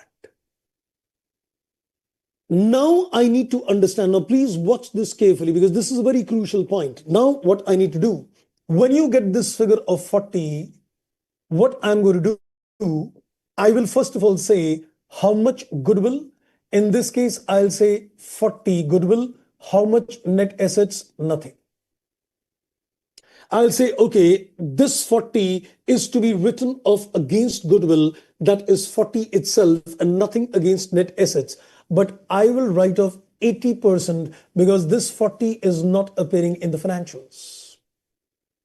Because this 40 is not appearing in the financials. So when it comes to capturing the impairment loss, I will say 40 into 80%. You will write off the goodwill to the extent of 32. Did you get my point? Then I'll take it further. No, sir, I don't understand. Okay, let me put it again. So what I did, first of all, the goodwill which you calculated 40, that represents 80% because partial goodwill means it is the goodwill only pertaining to the parent company. So what I did, I grossed it up to 50. Is that 50 appearing in the balance sheet or only 40 appearing in the balance sheet? 40. Very good. Now let's go further. So when you do the calculations, it tells you that impairment loss is 40. I compare this 40 versus this 50. My impairment loss is well within the grossed up goodwill. Mind the words. My impairment loss is well within the amount of grossed up goodwill. So I said, I need to reduce the goodwill only. But this 40 is based on grossing up the goodwill. But is this 40 appearing in the balance sheet? No, because you grossed it up, only 80% is appearing in the balance sheet. So you will write off the goodwill to the extent of 32. Did you get the correct? Yes, sir. 40 is 100%, right, sir? Yes, 40 is 100% because this Okay. goodwill grossed up makes it 100, but you Okay. cannot write off 40 because that 40 is not even appearing in the balance sheet. Okay. Got it, sir. Now let's go to the next step. Let's complicate this. Let's assume, let's assume Let's assume that the impairment loss is to the extent of, let's say, 80. So what I'll do, first of all, if the impairment loss is 80, tell me how much goodwill will you impair? Grossed up goodwill. Compare this with grossed up goodwill. 64.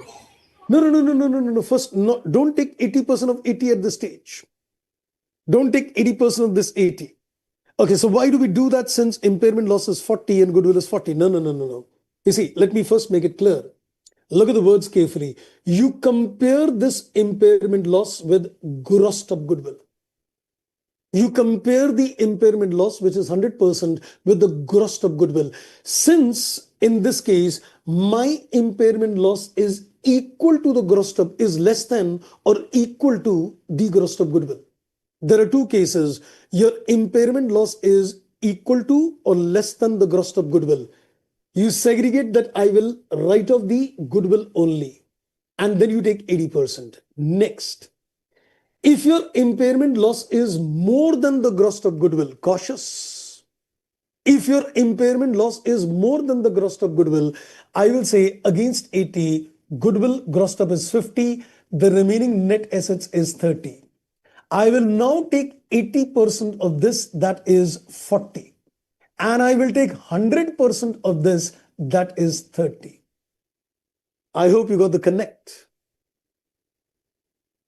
So you can see in this particular case, what I've done, I've taken 80% because goodwill represented in the balance sheet is partial, but net assets is 100% only.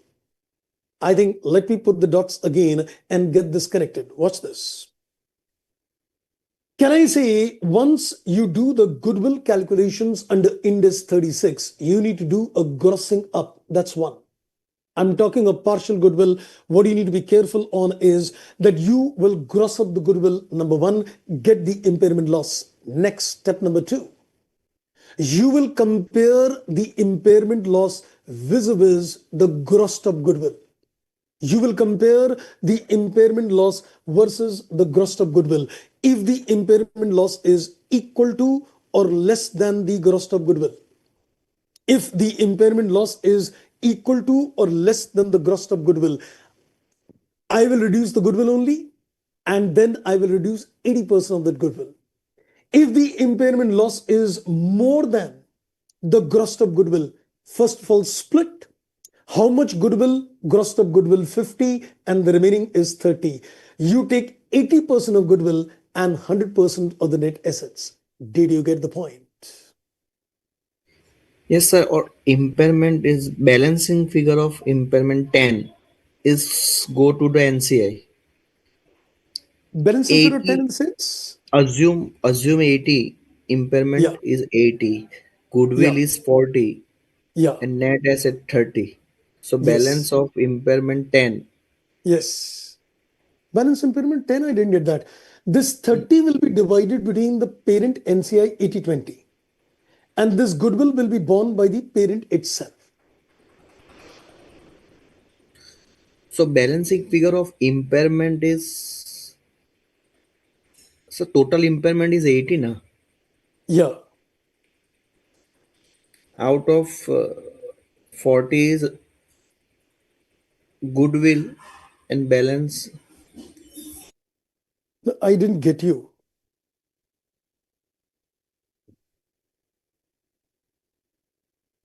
Okay, I think let me explain that again. Just watch this. You got the concept of grossing up the goodwill and getting the figures right? Yes, Okay. Now, is this 40 based on grossed up goodwill, correct? yes, sir. Now, what do you need to do? You need to compare this 40 versus 50. If the grossed impairment loss is well within grossed up goodwill, you need to write off goodwill only. Yes, yes, sir. If you need to write off goodwill only, can I say in this particular case, now you say I'll write off 40, but 40 is not in the books now. Only 80% is in the books. Yes, yes. So you write off 32, born by the parent only. Parent only.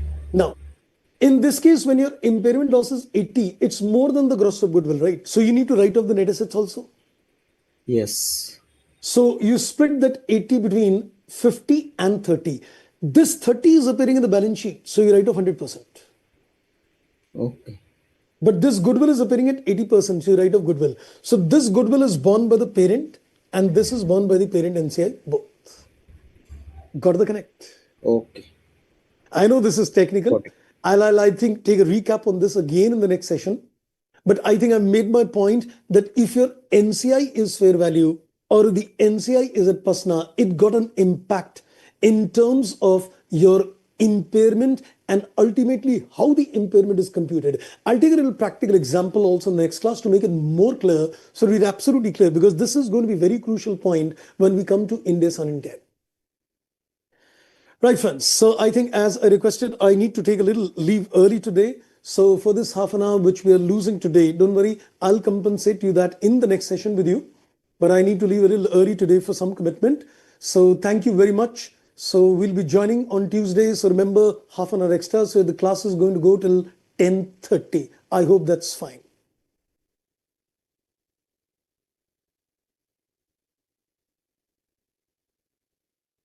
Right, friend. Thank you very much. So I take leave on that. See you in the next class. Bye-bye and take care.